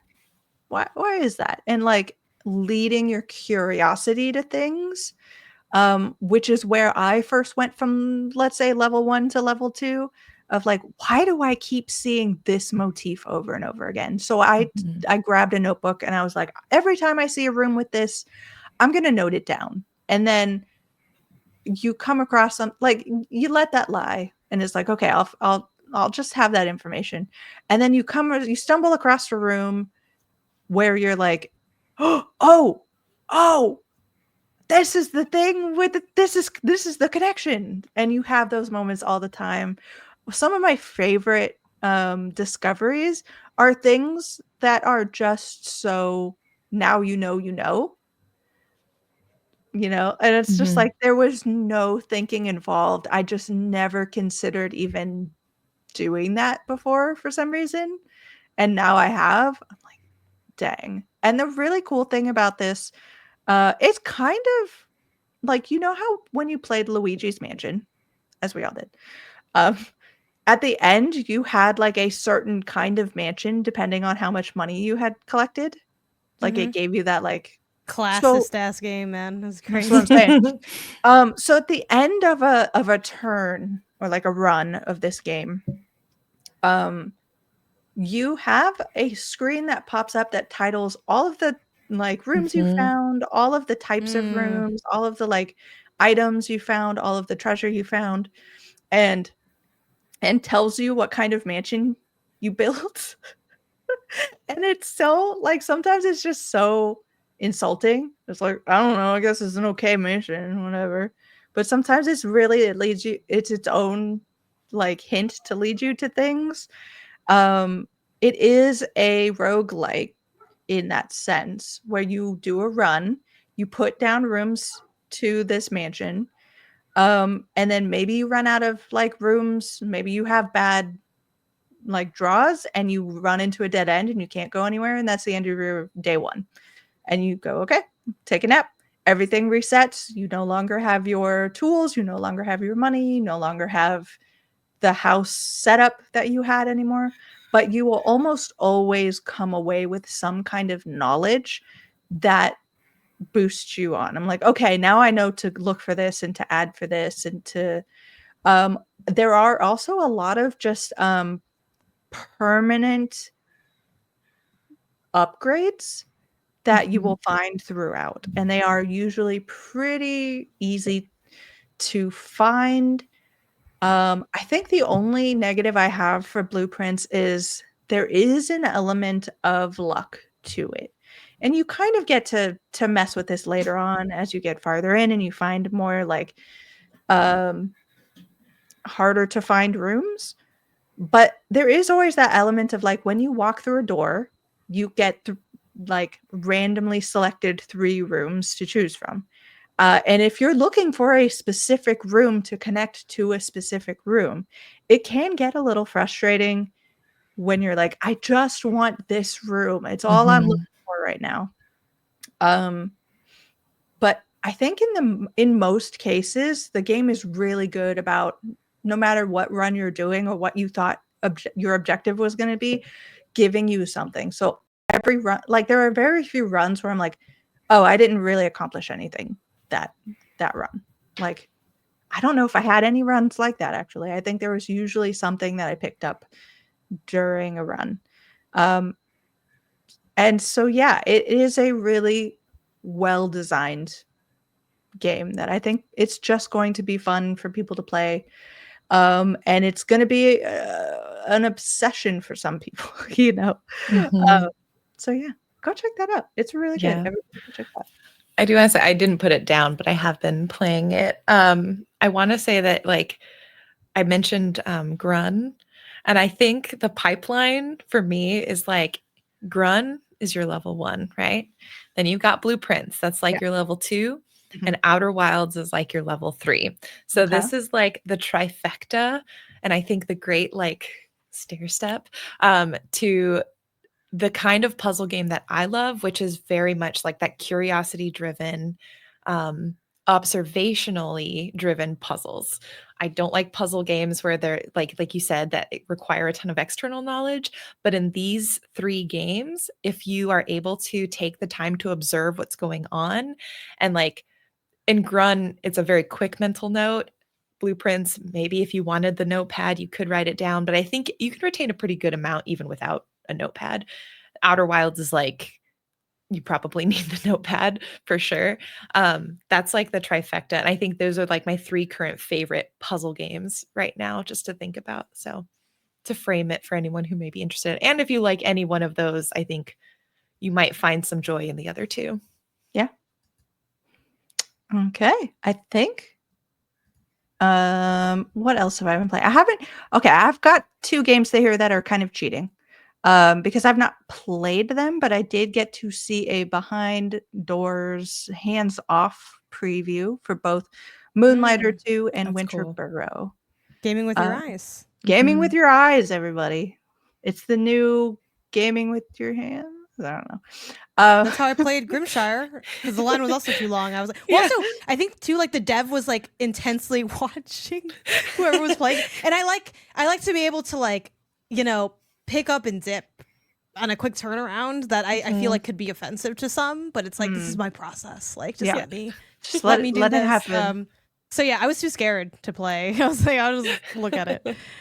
So I suspect what I saw of Moonlighter 2 might be what everyone sees for the III showcase. So I'm going to say very little about that. But you can go to my website right now. I have the preview up. It details all kinds of little things as far as like what are some changes, what are some things staying the same, what is the setup here, what should you be looking forward to.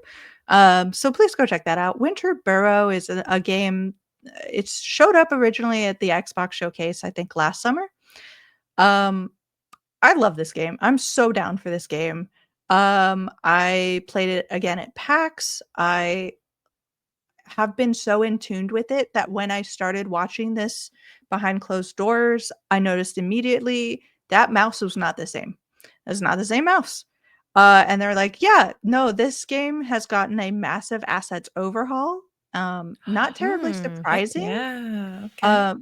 At PAX West, I met the developer and he was talking about how a lot of people couldn't differentiate between like resources in the world and like set dressing in the world.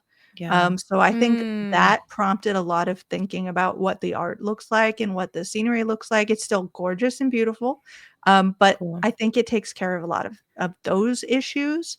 The mouse also looks a lot mousier. If that's Okay, yes. What does that mean? I think it pulls on my heartstrings a little more because it's like, oh Okay. no, it's a little mouse. It's a tiny little. It's more like a little field Oh, mouse now. I'm like, oh gosh, cute. all the things that happen to this mouse. Like this game, for all the people who look at it and think it's this cute little like, oh, I'm just gonna be cozy and like make sweaters or something. It's like there's a lot of death in this game in the first like 20 minutes. So it gets dark, it gets grim. And then we did see a new area called Shadow Pines, which, true to its name, is a dark area, very densely wooded. So you need a lantern, but you need to get the lantern from Nortusk, who's a squirrel. And like I don't know if I trust this character. They don't. They look a little shady themselves, you know. So it's just another way of like you're going to need this to get through this, and in order to get this, you're probably going to need resources. And so it is one of those crafting survival games that I really enjoy. That just keeps me running on the treadmill because like, but I have to get the lantern. I want to get through here, and I want to be able to help this person. So I got to get the resource to do this. So I think this is going to be a game where I have a really hard time putting it down, and especially with how beautiful it is, I don't feel like I'm going to want to step out of the world. So Winter Burrow, everybody, feeling good about it. I hope we see more about it soon. Yeah, I'm also really excited for this one. Like, I hope that it ends up being this. I mean, it's not going to necessarily melt the world, but I feel like it can really have its moment because I think it has a lot of appeal points. It's like I love a good genre blend of aesthetic versus the genre where it's very cute, but it is a survival game. But it also doesn't seem like it's going to be wildly difficult. Like I always had a really hard time playing Don't Starve. It's like I can last like 2 days in that thing. You know, it's like you know, that's kind of the point of that game, though. I think different things can serve different purposes. But yeah, excited to hear about the assets overhaul because frankly, I didn't. I feel like I played it a lot. The first time I played it was sometime last year, and I didn't really feel like it. Like I wouldn't have thought, you know what, this needs an assets overhaul. But I'm sure, you know, when I get in there, it'll those kinds of clarifications will like come to light. So yeah, I mean, a good looking game that now looks better. Great. You love to see it. I think that's everything. I think that's all the games we've been playing. So that's the end of this week's council, everybody. Thanks for joining us. It was great to have everybody, all the J's here together in one space. without anyone else bothering us or making weird comments. We have our own socials. You can check us out at the Indie Council on Blue Sky. We're also on Spotify and Apple Podcasts. Jenny puts that shit up like you wouldn't believe. She's just like, boom, it's out of here. So go check that out and go see her work. But this session is closed. Go play some indies.